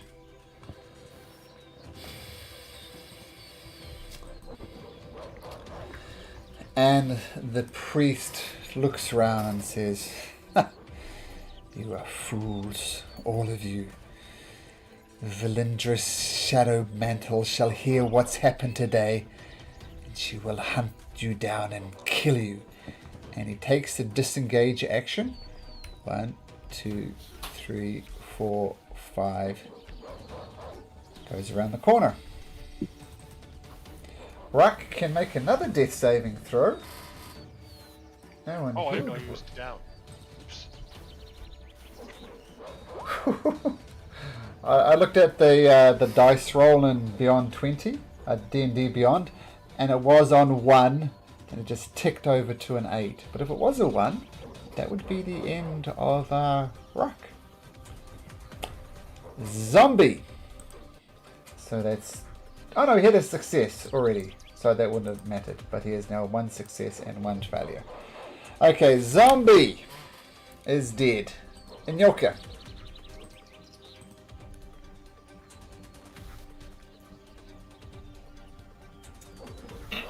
Okay, so let's go.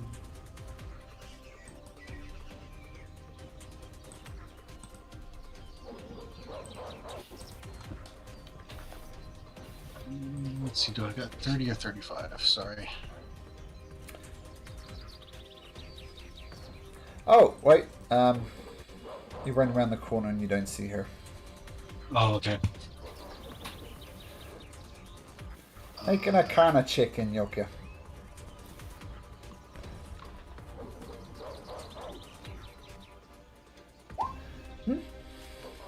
Strange magic. Magic, tinkle, tinkle. Okay. I'll go ahead and pop an arrow at that guy. Okay. 12 will hit as an arrow starts flying. Sinks into the creature. Doesn't die though. Barely holding on. Okay.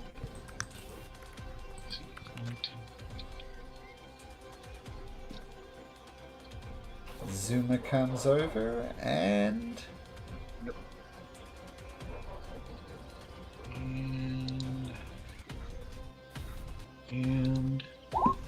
And does hit. And just because it's interesting. Chops at the top of the zombie's head. It falls off, exposing its brain. It's not worried about that though, as it gets back up again. Sleater says, "Damn this zombie!" She swings twice with her scimitar. Missing both times. That's terrible. The zombie will attack Sleater. Slam attack does hit her for 2 points of damage. She says, "Someone kill the zombie, I'm on my last legs! And Ruck is down, help him!" K2. Alright. I must have, maybe stepped away or something. The priest disengaged? Who was in front of us? The priest disengaged and headed off this way. Okay. Well, Inyoka is over there, so... Alright, well, I'm going to move over to here. I'll cast... bonus action, I'll cast... healing word for buddy, our fallen comrade. So he gets 5, and I will attack the zombie with the burning blade here. Okay. That hits. All right, 9 points of damage, and 1 if it moves. Okay. 9 points of damage, con save. It goes down, and it stays down. All right. Okay. No enemies, nobody dying. We can break out of this initiative order. Leopold wipes some dust off himself and says, "Yeah, see, that went pretty well. We beat some more undead up. She ran away like a coward. There we go. Talk, talk, talk, talk, talk." Yeah, amongst the characters, it's like, okay, maybe Artus was right. Maybe we shouldn't have gone down and then come back up. Because we had 2 more foes to fight, right? Yeah. Yeah, it was a bad plan, but Why were you all worried about her? She wasn't that tough. Ran away like a coward. And that's Leopold. Carrick, says Artus Cimber. No. Come, speak to me like someone half decent. Wait, who is he speaking to? Carrick. Okay, Artus is all right. speaking to Carrick. Yes.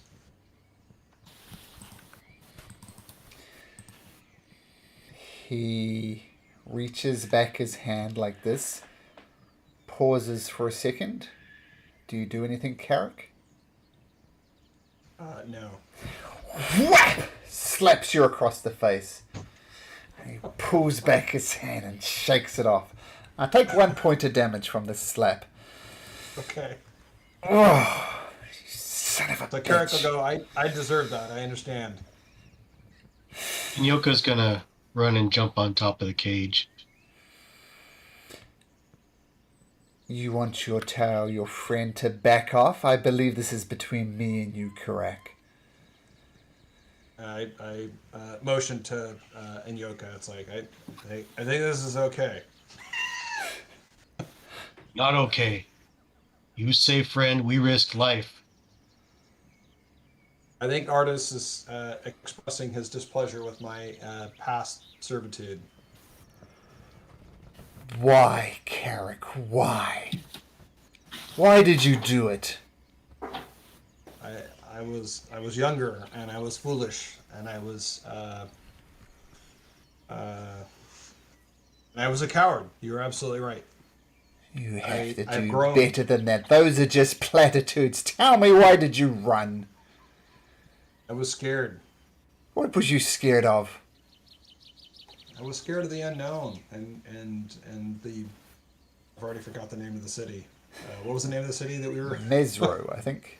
Mesro, I think that's right. It's like, and the legends of Mesro and the people that were coming for it. It was just too overwhelming for me. And yet I find you here in the middle of the jungle fighting liches. What's different? What's changed? Like I shared with you, a couple of years have gone by and I've matured a little bit, and actually a lot. And I found these friends, and I've created a bond with them, and I think I have learned something that I did not have when you enlisted my services before. I had friends. I had bonds with them. And they all died because of you, Carrick.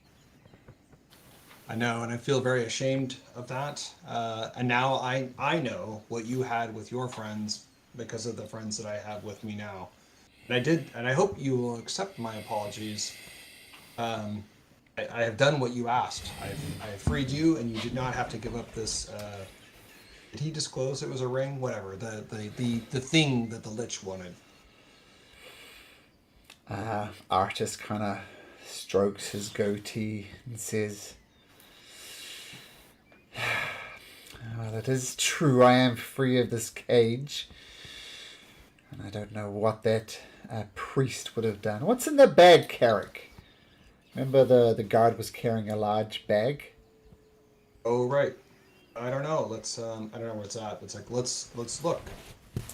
There are instruments of torture inside of the bag. So I'm revealing it. He's like pulling it out. Ooh, this didn't look like it was going to go well.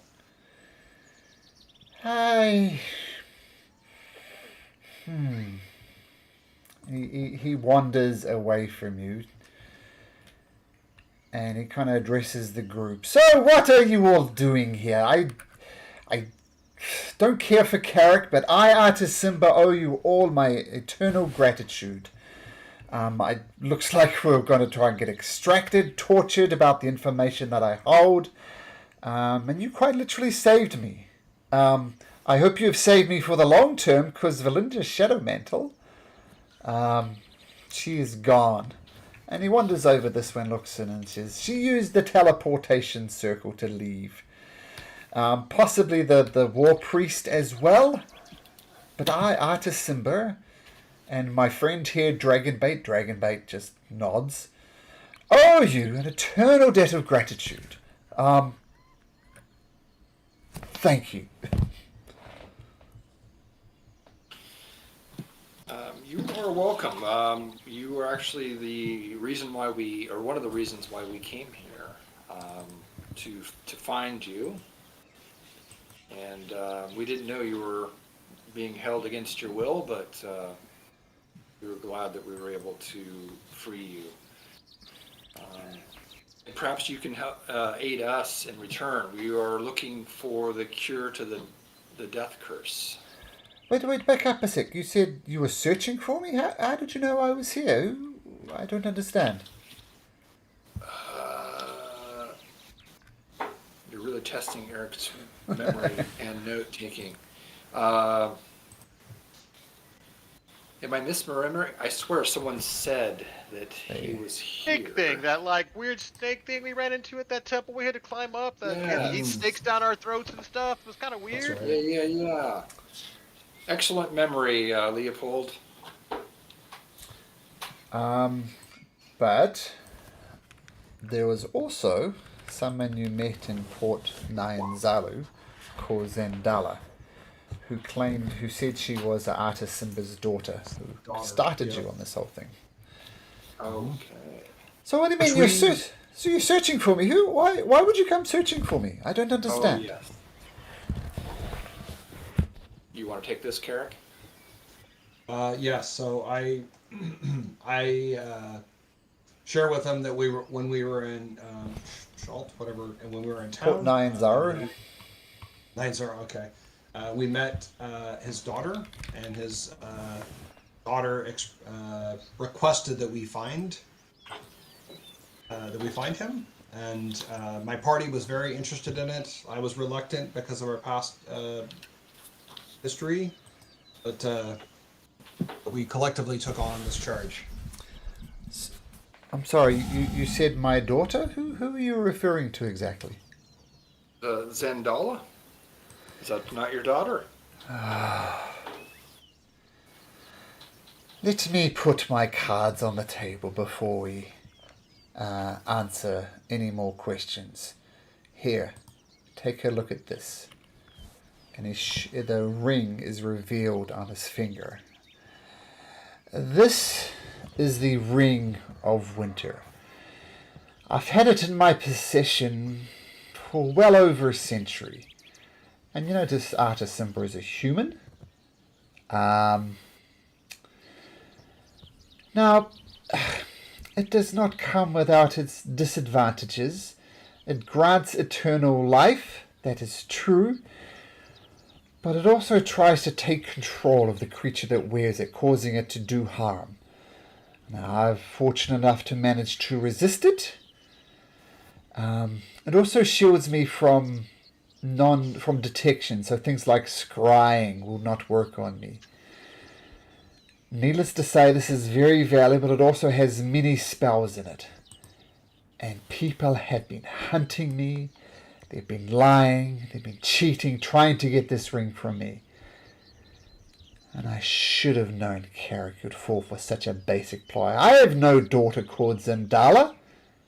No such relation.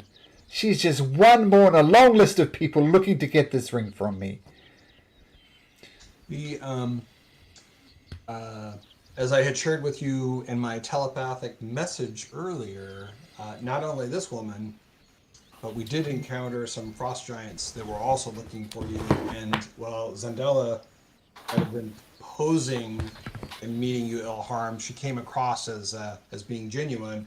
Whereas the frost giants were very clear; they meant you harm, and they wanted to retrieve the ring.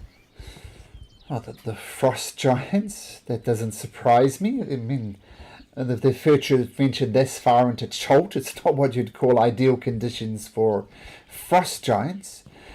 Valindra wants it. This Zandala person wants it. Needless to say, they're not getting it. I'm quite attached to this ring. But tell me, will you just come here for the pleasure of rescuing me, to save me, or was there some other plan? As you're about to reveal the origins of Cholt, I just need a 5-minute break, so let's take a 5-minute break, and we'll pick up on this conversation when I come back. Okay, be right back.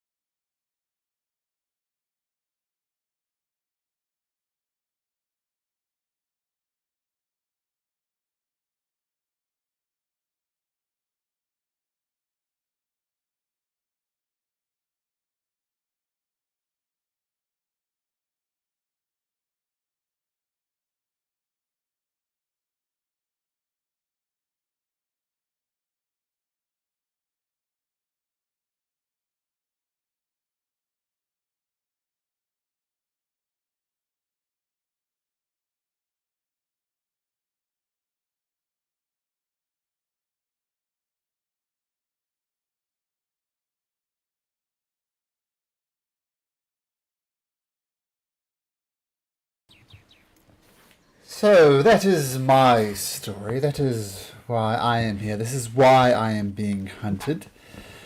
I guess the bigger question is, why am I here? Now, my elfin wife has been lost to me for a while now. I sought questions, I sought answers from the great Naga at Aura Alunga. And she indicated to me that if I was to find her, then looking into the Worm Heart mine, much to the south of here, I might find questions to the answers I so desperately seek. So that is where I am heading. Tell me, why are you here? We are here to find the cure for the death curse. Oh, the death curse. It is the talk of the town, no doubt. What have you discovered? Well, we believe it is in Omu. Omu? Omu, yep. Yeah, the lost city of Omu. And, well, after our stop here, we will likely be heading in that direction. And we were hoping that you could help us.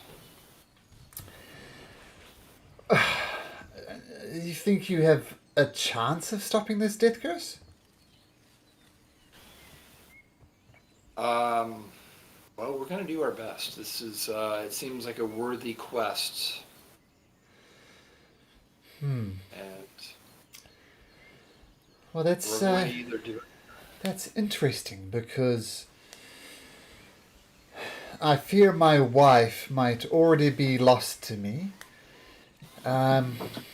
And if she is lost to me, then no amount of magic, as far as I understand it, no amount of divine magic would solve this problem. Would it be too much of a bother to go to the Worm Heart mine well, it's not really on the way, and you bring out the map and indicates where the Worm Heart mine is here? And what business do you have there? Well, as I said, I talked to the Naga in Oralunga, and he said the answers about my wife that I might be searching for could be found in the Worm Heart mines. And if we help you with that, would you accompany us to Omu to face whatever is there? And I'll mention, we also talked to the Naga in Orlunga, and he said that Rosnice could be behind this. Okay. Or it could be Asarak. Oh my goodness. Two names I hope to never hear again. Well, let me be honest. You, K2, I like. You're a good person. And Nurka, you proved yourself more than worthy on that battlefield. Leopold, I don't see someone laugh quite so much in combat as I saw you laugh.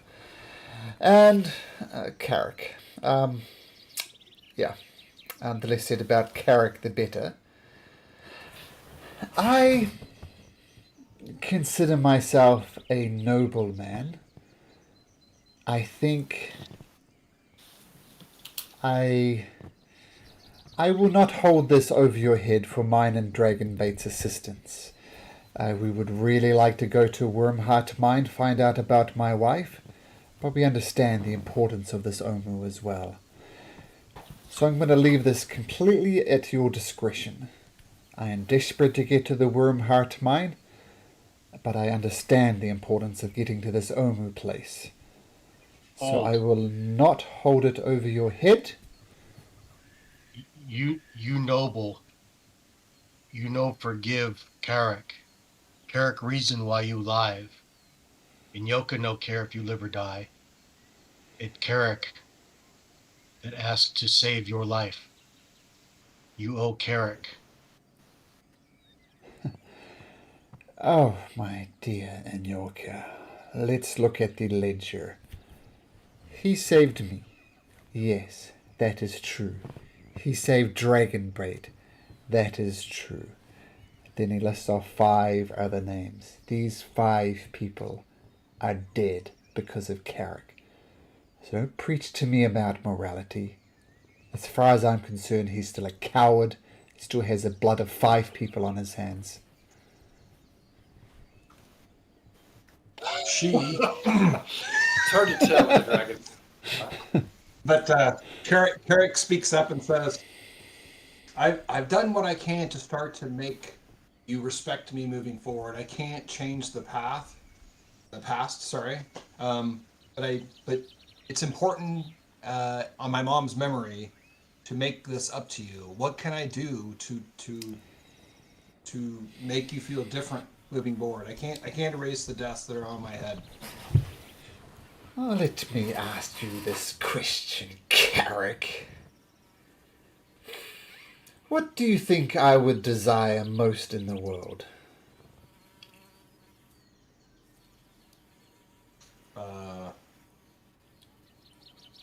Well, you were looking for your wife, so answers to find your wife. On the one hand, it seems, well, I think you still owe me. On the one hand, there is, shall we say, repaying the debt. I remind you again, 2 minus 5 is minus 3. You have a way to go. On the one hand, we could rescue my wife, which will delay the rescue of Omu. Which do you think is more important, Carrick? Well, I think Omu is more important, but that's probably not more important for you.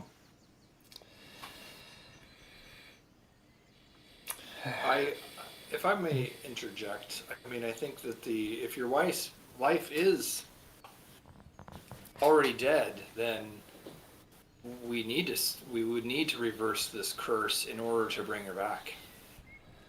So our objectives may align in that way.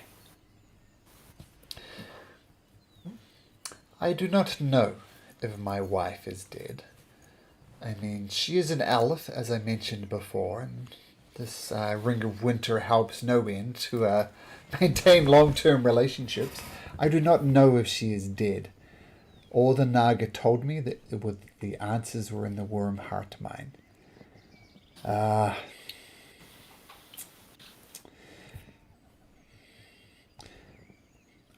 Well, as I said, I will not hang it over your head. I will not put my personal desires above what could possibly, this is terrible. People are dying. People who have been resurrected are dying. This is not good. So are you willing to, I mean, if we could go to Omu first and then cut across to the west to the Wormheart Mine.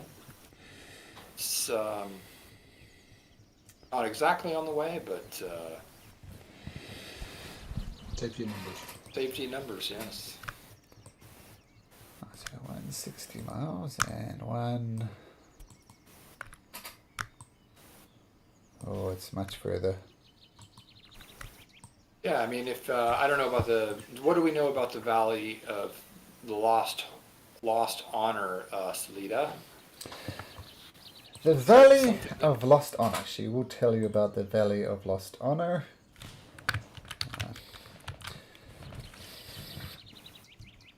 Oops.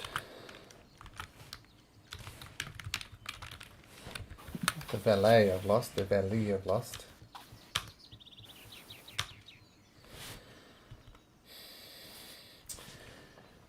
Well, this is the rumors that I have heard. There was a tribe of Cheltons in the Valley of Lost Honor. It is a very, very dry area, and there was settlements there, but my understanding is a hordes of zombies flooded the Valley of Lost Honor and wiped out all life there. Yeah. So I'm not entirely sure what will be there, but all I know is an undead horde, probably coming from Umu, wiped out the settlement in the Valley of Lost Honor. So what is there? I do not know.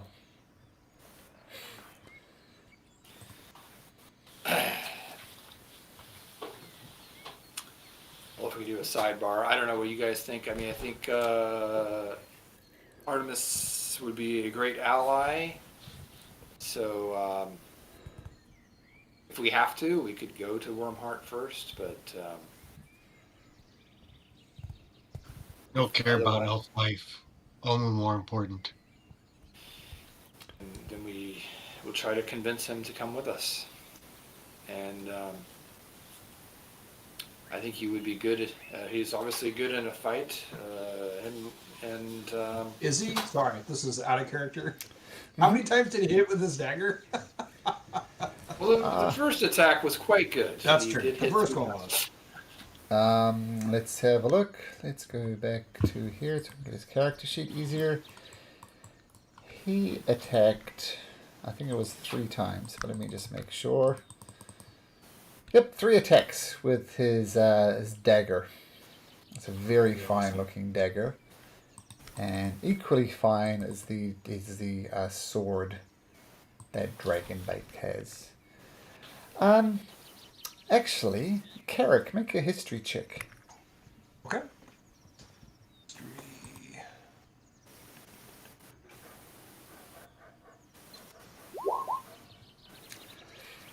Just gonna whisper you something, Carrick.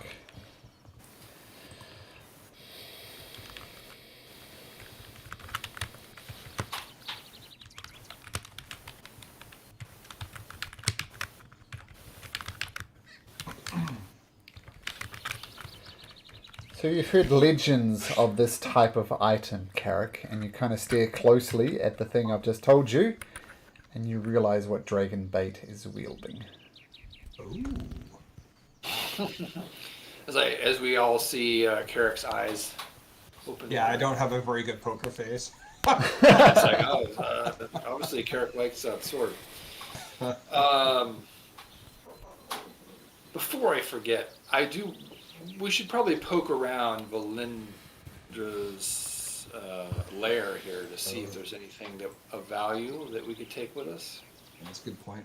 And Yoka say, we smash portal, burn this area when we leave. I think that's very wise. Oh, Good idea. yeah, as long as we don't damage the heart of Uptau, I would agree with that assessment. Or just throw all the belongings that we don't want out of here. Sleater pipes up. So she left via a teleportation, as far as I see. Not that long ago, the priest left. What's to stop them coming back and bringing friends? I think we need to be quick. Yeah, I'm gonna cast Detect Magic. Okay. Look around. And just walk around to see if there's anything that jumps out at us here. Yeah. I'll help look around as well.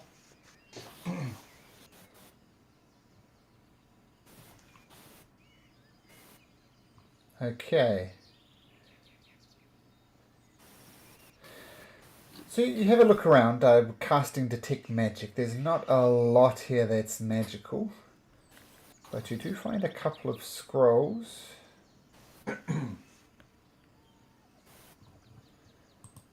And you find 2 spell scrolls of Arcane Gate.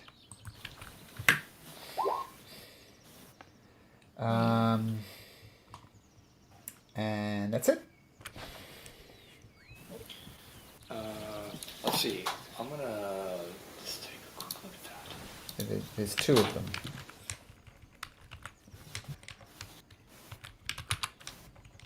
Yeah, two spell scrolls.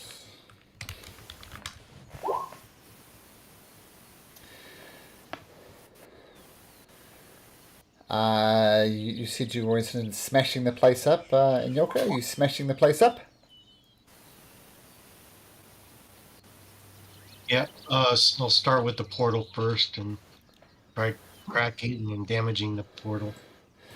Okay, so you start wailing and damaging the portal. You sort of chip away at the stone, and then you look a bit closer. There's like literally no damage to the portal. All right. Well, we better get out of here then. Well, let's finish this conversation out here. Salida, I believe it was, you made a good point. She could be back at any minute. Let's get out of here. All right, let's do it. Someone set fire, burn, rest. Dragonbait grins, and he starts slashing the bookcases, and that they, via his sword, whatever it is, they start lighting up, and her research is going up in flames. Dragonbait grins. I assume you all pop down the ladder. Mm-hmm. And, sorry, I thought I was explaining this map, but you weren't actually on that map. Okay, so, but we'll bring you back over here anyway. And you look back up at the heart of Ubtao, and you see smoke rising from it. Knowing that Dragonbait has done his job. This is still pretty early on in the day. Artus says, well, let's make haste then, shall we? And Yoka, roll a d4. 4. So you managed to get down, we'll say due south for 2 squares. Boop. And boop. And you head to the south. And at the end of the day, Artus says, well, we are well away from that witch now.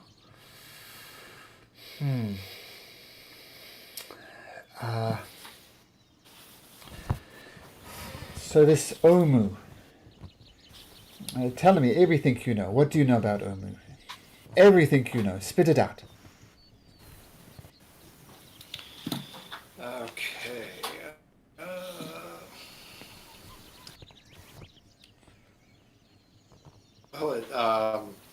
What we know from the Naga is that the evil that we seek is there.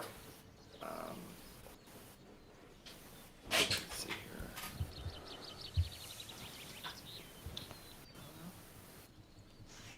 I feel like K2 would know more than Eric does, or remember more. You know that the Naga Yeah, told you that Raz Nasi was behind it. You also heard from someone else that Asarax is also involved.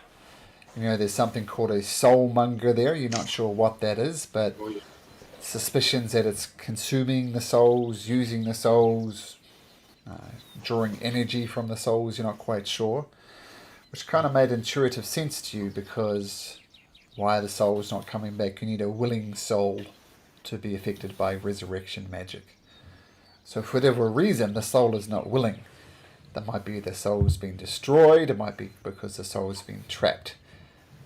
Is that what you say, K2? That is exactly what I said.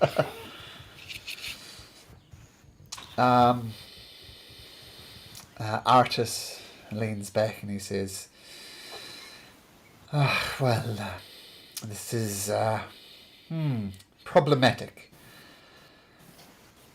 If we are to travel to Omu together, I think it's important that we have each other's back despite our past.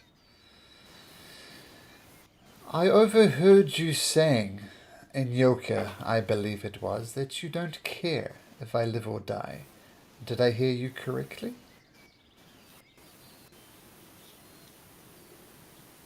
And you could not know you. So, and you could not know friend. Friend want you live, so you live. I risk life to save. You would risk your life to save me? And Yoko already risked life to save you. I respect that.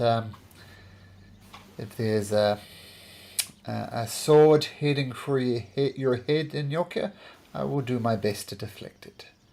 And you have my back, I will have your back.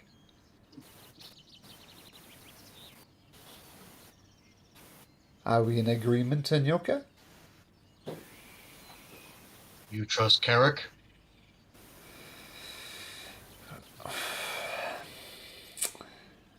That's so difficult for me, Anyoka. I mean, how would you feel right now if you're in danger? Carrick was the only person who could save you, and he saved his own skin. And K2 died, Leopold died, Ruck died, Salida died. All due to Carrick's cowardice. What would it take for you to trust him again?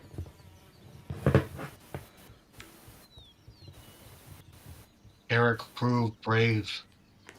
Fight any time. Saving Yoku, save others. Selfish to just think about your past. It is a deep, deep wound that he caused me. I cannot say, in all honesty, that I trust Carrick.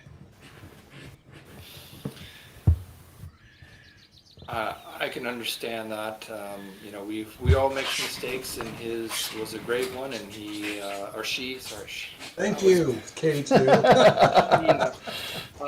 But she has, I believe that she has come a long way since then, and as Inyoka has said, she has shown her bravery many times on this journey. I hear you. I believe you trust her. I can't.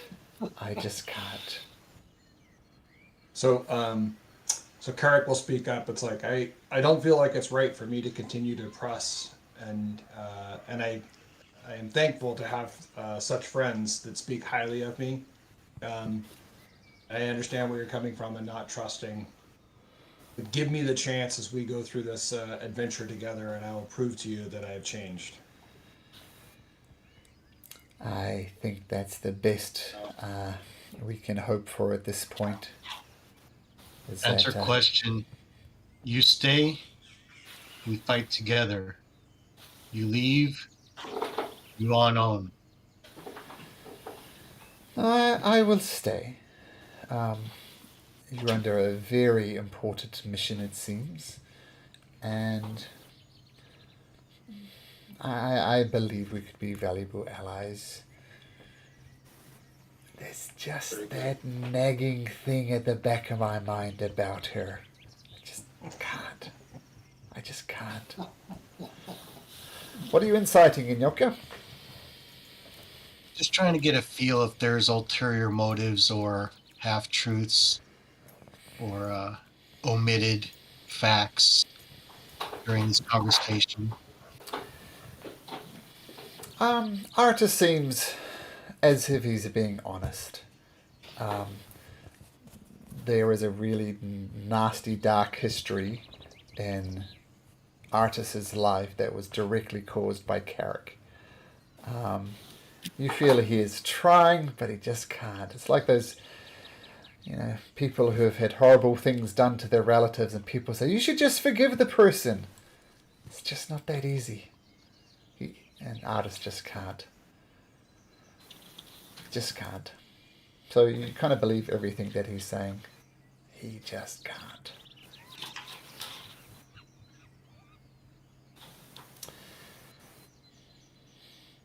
So I've made my position clear. I am happy to go with you to Omu, but there's going to be tensions between me and Carrick until, in his words, he can prove himself.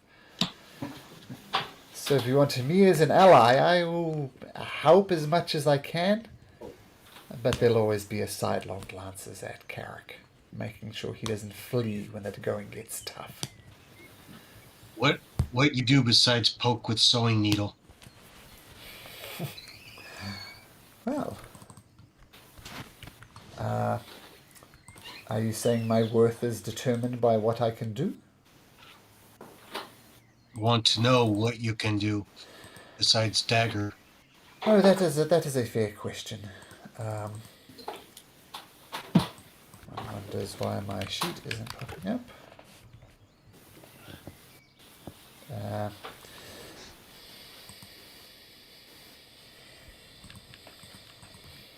have to Google that. Well, this ring is why would this link? Sorry, technical problems here.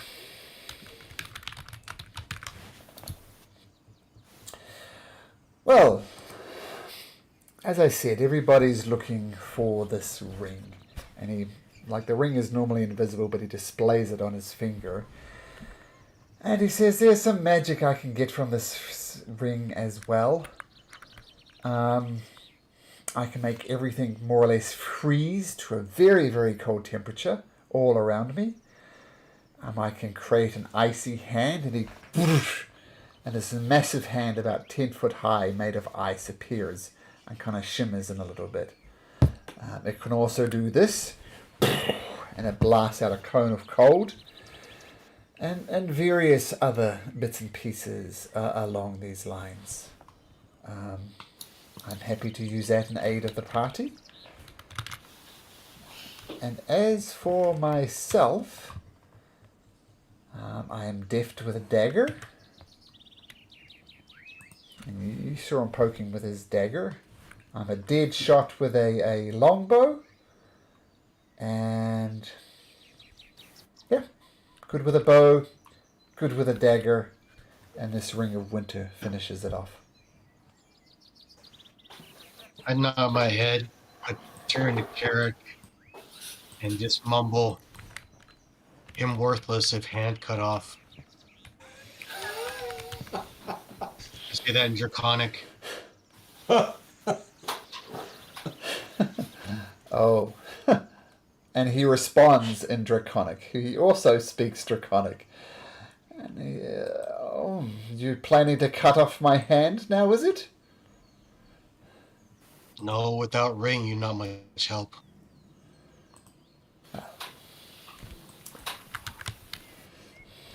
So, Carrick jumps in and goes, Inyoka has a very dry sense of humor. We are not meaning you any harm. Well, I think I suspected it was in jest as well, but you joke about cutting off my hand, but that's what literally half the continent wants to do. It's a sore topic with me.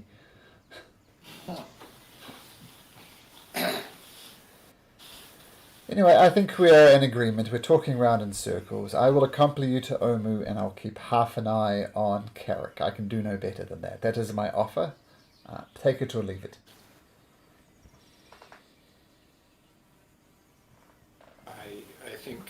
I think that is reasonable. Yeah, and Carrick says, I agree to this as well. Okay then. Let us make camp. And you settle down for camp, and you hear the sound that means you can level up. All right. Nice. Very cool. So take a moment, level up, You get lots of cool things at level 5. If nothing else, 2 attacks for the paladins. Yeah. Awesome. Just make sure I'm doing it right. We go to the anvil and the hammer, correct? Let me go to your character sheet and I'll go through it with you exactly. So let me just find Inyoka. Yes, you go to the hammer and anvil. And are you rolling for hit points or are you taking the average? I'll take the average.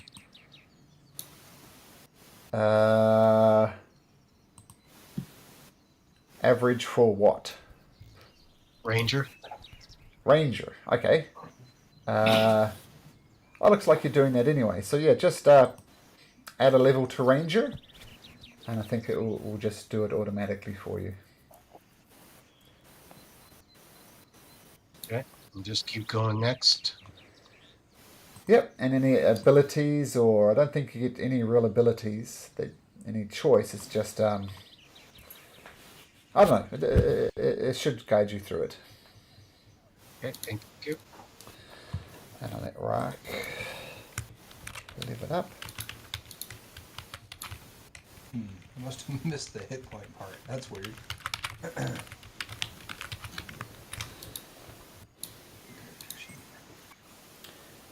I like to do the random roll, so here comes a D8 for Leopold. Can we roll a 1? Come on, let me do it again. There it goes. 2. 2. Not the perfect. Fantastic. There's my 2 attacks. That's awesome.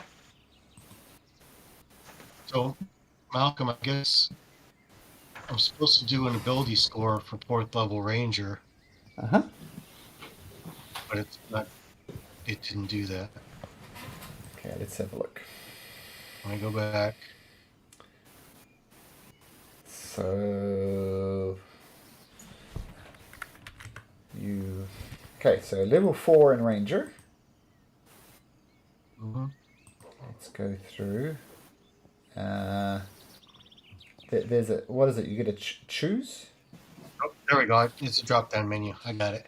Oh, okay. I'll leave you to it. Thank you. Anybody else having problems? No, I think it's working. Not yet. Nope, just finishing up. Misty step. Malcolm, I do have a question. I intend to take a since I multi-classed, I'm a 4th level cleric, so I want to take a feat, and I want to take what's it called? Sorry, Fey touched, and my thought on this is that Salune is giving this to me. Does that sound reasonable? That it's not just a random thing, that Salune is happy with my worship of her. Okay. Yeah, sure. That works well story-wise as well. What are you increasing your wisdom, I assume? Yep, I'm gonna do wisdom, and And you get Misty Step. yeah, I gotta figure out what 1st level divination or enchantment spell I select. Oh, nice. Okay, and Malcolm, just now, as so we know, I took Lehman's tiny hut, so every long rest, I'll be putting up a hut. Cool. I'll take that Leopold as will written. Nice. Sorry, Malcolm. Trying to take a feat, but it's only giving me 2 options for feats. Okay, just a sec. What feat are Sorry? you wanting to take? Athlete. Athlete. Okay, let's have a look. And Yoka.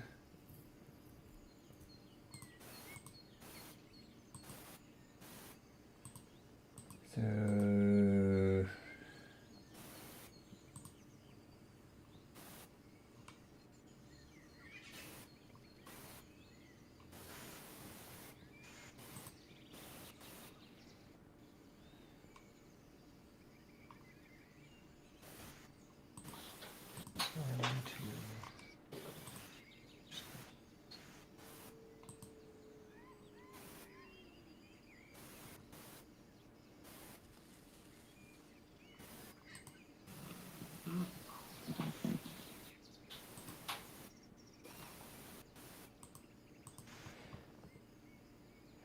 Okay, so you mean you're foregoing an ability score improvement to choose a feat? Okay. I want to take athlete, and it lets me bump strength or dex up by 1, so I want to bump dex up by 1. Okay, I see it on my side. Don't know why you don't see it, but I've added that feat. So we look on your character sheet now. Features and trait.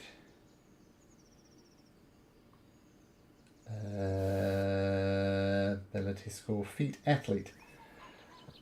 Okay, so just refresh your character sheet. Did it bump up your dex by 1? Whatever it was for athlete. Let me see.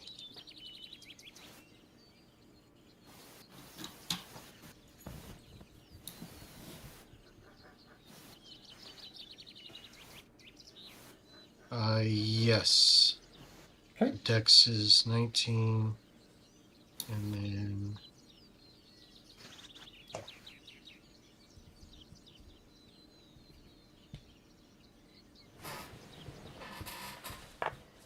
there it is. Athlete, beats and shades. All right, good to go. Thank you. Cool. What does athlete do, by the way? There's no penalty or climbing. Gee, I wonder if I want to try and do that. Okay. When you're prone, standing up only costs me 5 feet. Okay. And I can do a long jump or high jump after only moving 5 feet instead of 10. Neat. Seems on brand for Inyoka as well. I like it. Yup. Okay. Everybody else good? How do I add spells? Okay. Let me bring up your character sheet. I think I kind of finalized it before I picked my 2 new spells. It added the ones that I get from my oath. But Okay. So the way to manage your spells, just looking at your character sheet now. If you click on your spells tab, then click on manage spells. Okay, got that. Okay, so you've got like Bane always prepared, Hunter's Mark, and those other ones always prepared. If you want to learn a new, so paladins can drop spells in and out however they please. If you go to your known spells, click that down, and pick the ones you want. Click on prepare. Got it. Okay. All right. I can navigate that. Thank you. And once you can no longer prepare spells, it will it'll like grey out. Okay. So you'd have to unprepare one, and then you'll be away. So Perfect. yeah.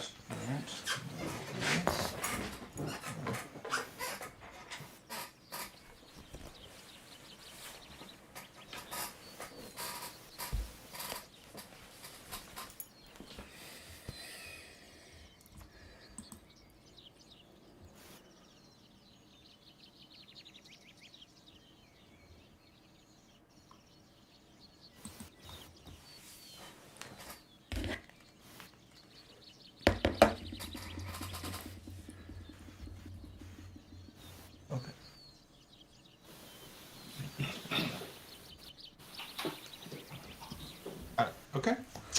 Looking good. Okay, excellent. Okay, let me get back into my book here.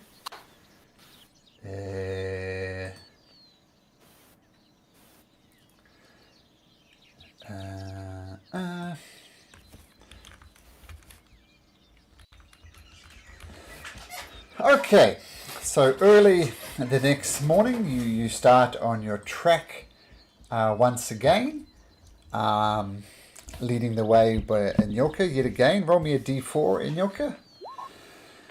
So, you only manage 1 square this time, vaguely heading in the direction of Omu. Say this one here. And as you're walking through the day, We'll say K2. You notice something. It's a particularly swampy area you're in, and you look out into the distance, and there's almost a smallish lake, and in the middle of it, you see some sort of temple. Let me give you a better description. It almost looks like it could be an old temple, but it's very well furnished. You suspect it's a temple, but you don't see any religious iconography from here, so you're not sure. But you know to get closer, you'd have to negotiate this lake somehow. But it's a huge temple. It measures maybe 200 feet by 300 feet. It's massive. And I can't tell what god this temple is for. Not from this distance.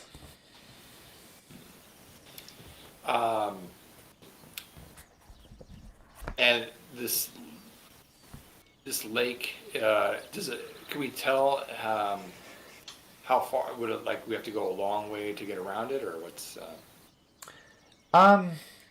You'd have to swim. Make a nature check. Nature.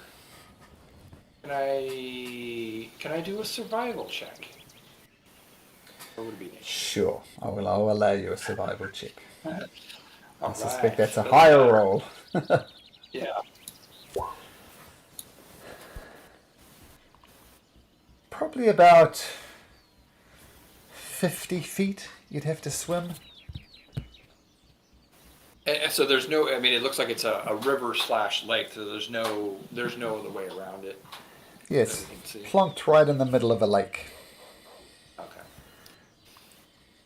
I mean, if we wanted to get it on the other side, we would still have to swim. Is that Yeah.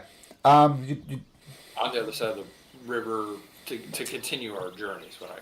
It would maybe add half a day extra traveling to go around this area. Oh, okay. So what do you guys think? I'm not really liking swimming, but it take longer to travel around.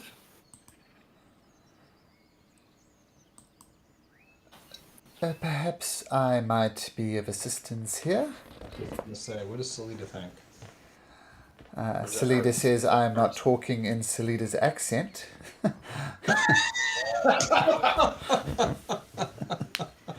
Artus says, with this ring of winter that's still attached to my hand, glancing at Anyoka, I could at least freeze part of this lake and reduce our swimming time by maybe in half.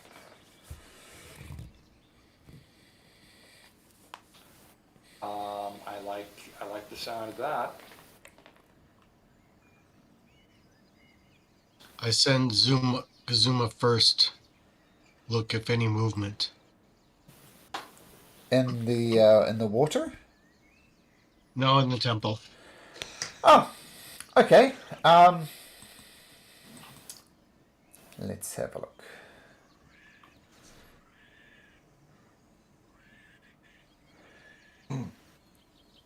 I'll make a perception check for Zuma. 7. So Zuma does takes her or him a little while to get out there and come back to you. But what Zuma sees is it doesn't look like it's religious. Is something she noticed. It's not religious. There's lots of waterways inside of it. There's some statues. One statue was covered in spider webs. Some very exotic plants, but so much so that Zuma doesn't even recognize them. But she sees, or she or he. I'll say he. He doesn't actually see any movement. Does not see any creatures. Doesn't see anything wandering around. No crocodiles in the water. Nothing like that. Zuma see nothing outside.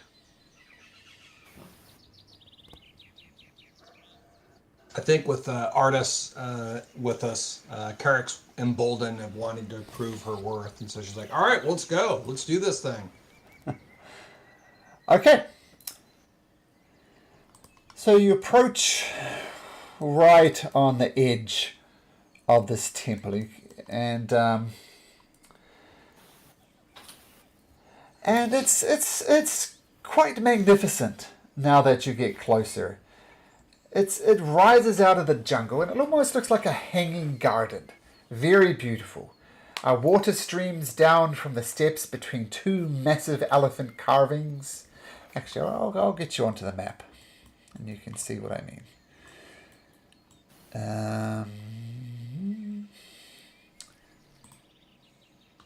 And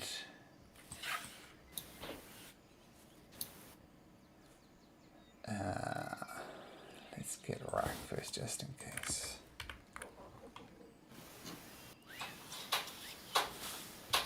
Okay, so Rock, Carrick,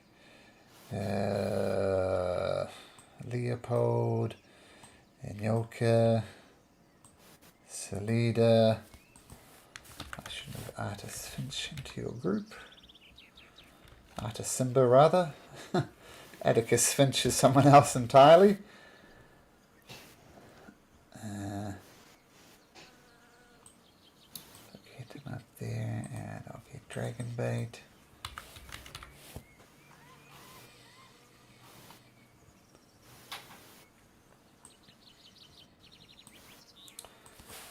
Okay. December. Where did Dragonbait go?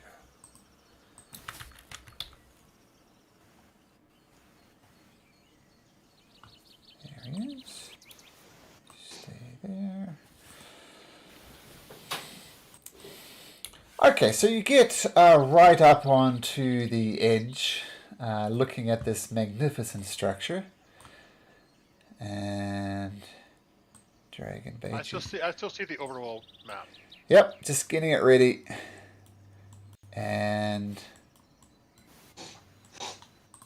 did I forget anybody? Yeah, I'll drag you across, and if you don't see anything, then I missed you. Boom.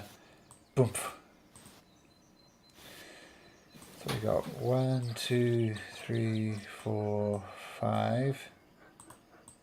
Oops. Who are we missing? I didn't drag across K2, so there's K2. Oh, there we go. And Salida's there. And Dragonbait is there. And Artus Cimber is there. So as you can see, hopefully, it's just a magnificent hanging garden. You see up ahead here, there's something that looks like a Tyrannosaurus Rex, and a broad flooded avenue flows down here. There's terraces all over the place. There's statues over here, and you look around looking for signs of life, and you don't see anything. Still have the matter of the lake to swim over, but that is what you see. I'm going to let you know if Inyoka has any legends or anything Sure. she knows about this. Make Okay. a history check. 15. 15. From way back when,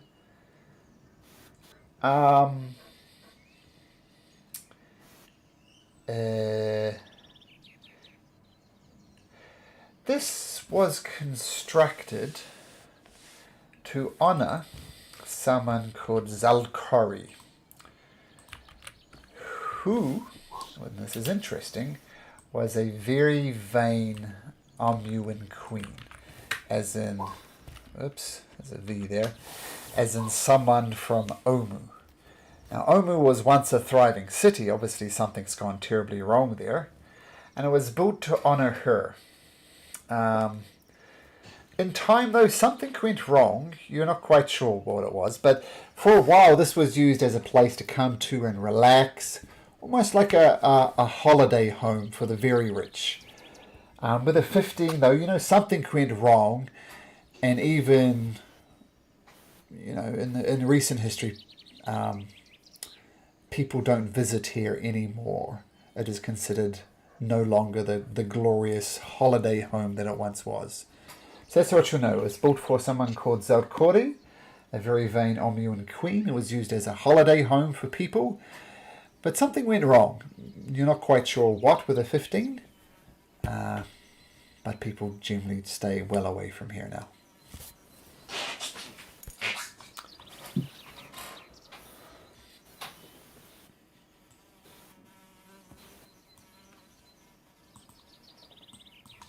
This old home to Queen. No one come now. Not sure if haunted or she just died and left forgotten.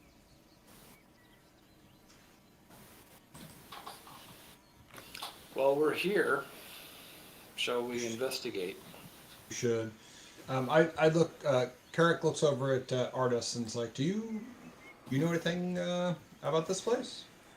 Nothing more than what your angry friend. No, that's not fair. Not any more than what Inyoka does. And Salida pipes up and says, this is what I've heard of this place too. Once a great holiday home, now not so much. But, plainly, if we look over here, there's literal spider webs over the statue. And that's obviously, maybe nobody even lives here, I don't know. Looking under the water, are there these reptiles here that we see? Make a perception check. Okay. Perception. Oh, good lord.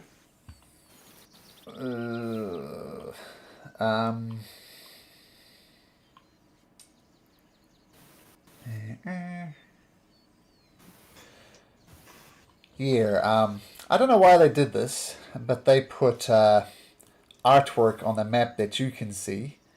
But you do see several crocodiles in the water. Okay. Well, the reason why I was asking that is I look over at Artis and it's like, well, I don't see a way to get across here safely. Might you be able to use your ring to create a passage? He reaches down to his Ring of Winter and he pauses for a second and he casts a spell, and you notice ice and various other bits and pieces forming, and he creates a nice bridge over to the other side made of ice. Nice. So Very nice. give him a little bit of a bow and go, thank you. You were proving very, very helpful. Oh, I try my best. No, Right, done. Ring. Well done, Artus. All right, I'm gonna carefully walk across. Yep, I will follow. Okay. As soon as Carrick walks on, Artus cast a spell magic on his own bridge, and Carrick falls into the water. I'm kidding. That doesn't happen. That doesn't happen. Okay. If it did. Whoa! No. I told you I don't trust her. Revenge. Okay, so Lita goes across, Artus, and Dragonbait, Salida, they will head over a rock to decides to head over as well.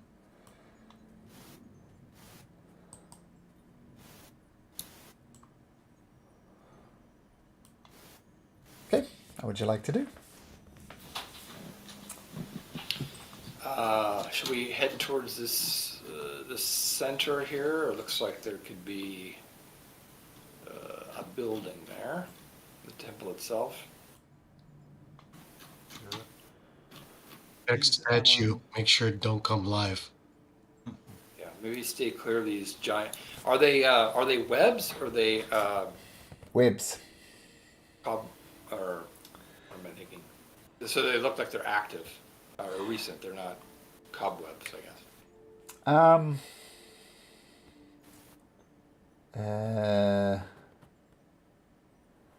Yeah, it's make a nature check.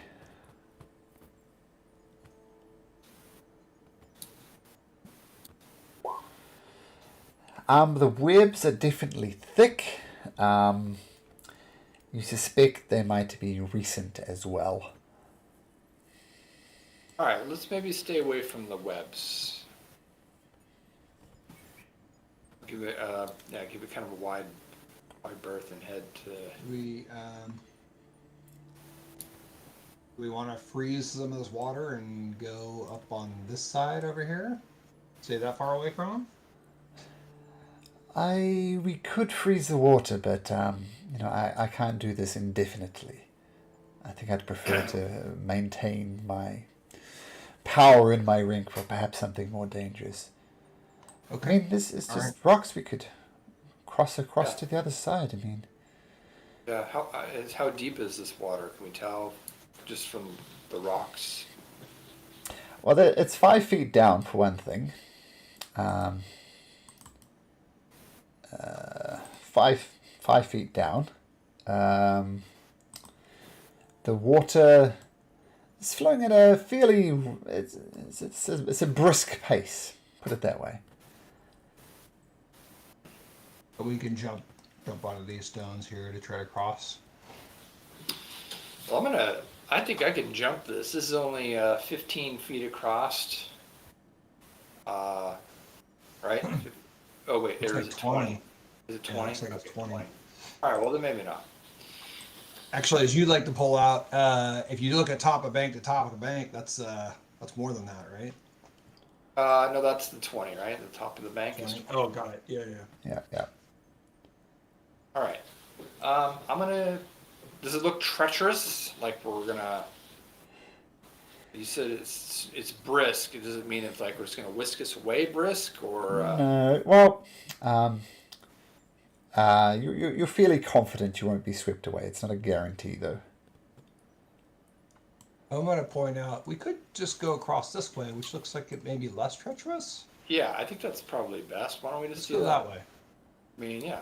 I will lead the way. Again, wanting to prove my bravery to Artus. So Why cross water now? We go look at temple, walk around, Yeah, go other side after. that's what we're thinking now. Second. We're just giving the. Mr. That's what we're Perceptive doing, K2. right? We're just trying to avoid the spider webs. Yeah, so let's just go over this way, right?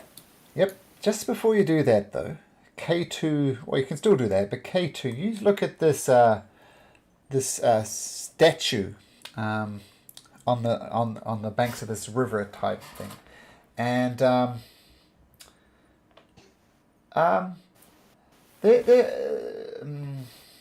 the faces, they portray very regal women.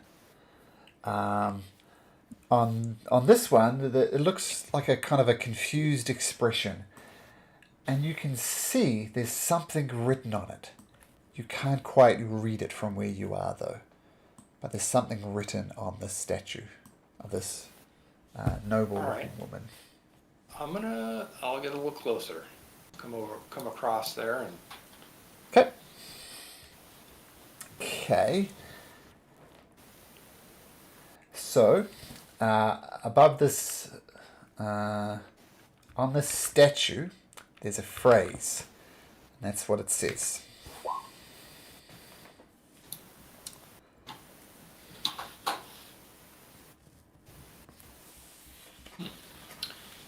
Is it in common? No.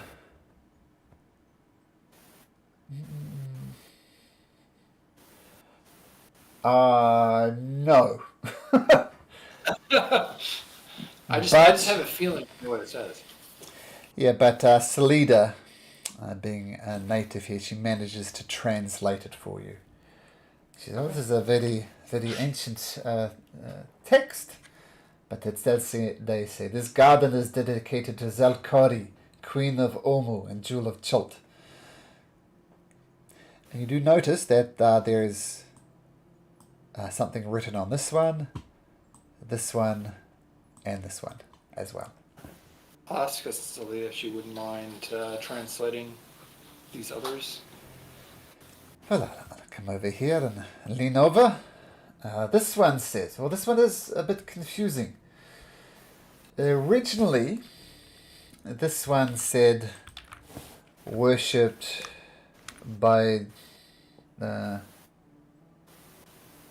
who... So this is what it originally said. But loves has been crossed out. And someone rather crudely has written betrayed there instead. So it did say love, but it's crossed out rather crudely. And the word betrayed in ancient Omuan. It's interesting. Well, maybe that has something to do with what happened here. I could look at the third and fourth one, but I feel I'm heading out on my own. Perhaps you could back me up here just in case. Yeah, of course, Selena. I will go with you.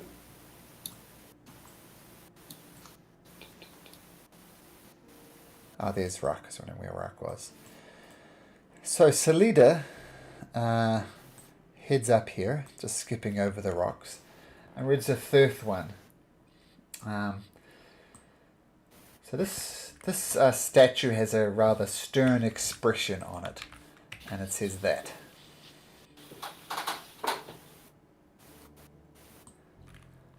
And the fourth one says that. In this, the 10th year of her reign, may she govern forever in splendor. And may the gods themselves marvel at this humble reflection of her beauty.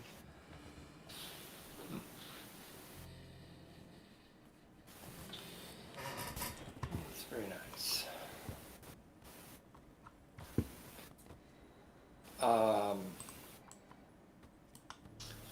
I see that. Actually, what is this? It looks like it's obscured. Can I see what is this thing? Feel free to go over and have a look. It's like a. If you went round to the other side, you'll see doors there. Oh, hey guys, there's a door over here. You can back up, sunshine. Everybody back up. Go back to where you were. There's a door. Okay, as you wander past K2, this plant, it comes to life. It shoots out, in fact, as you go, it lets out a poof cloud of yellow musk. And completely hidden from the rest of you, some creatures start. These creatures look like this. They're rather cute. They come out of the foliage. They're almost part of the foliage before. And they pop out and they start groaning and they start lumbering towards you. And there's a few of them coming up before you could actually see them. Seems like when this yellow musk went off, they took that as some type of cue. And they spring to life and... well, I'm going to have this yellow musk vine happen first.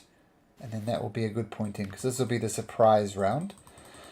So as you get close to it, it kind of goes and sets off this yellow musk. Can I have K2 and Carrick? Please make me a wisdom saving throw.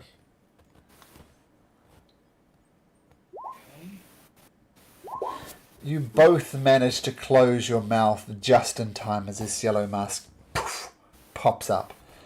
And I think this will be a good place to end it, as we're just right on 11 o'clock my time. So, let's see what happens next week. Sound good, gentlemen? Good. All right. Thanks, Okay, Malcolm. thank you. See you guys next Take week. care, guys. Yeah. Bye. Slide everyone. Take care. Bye-bye.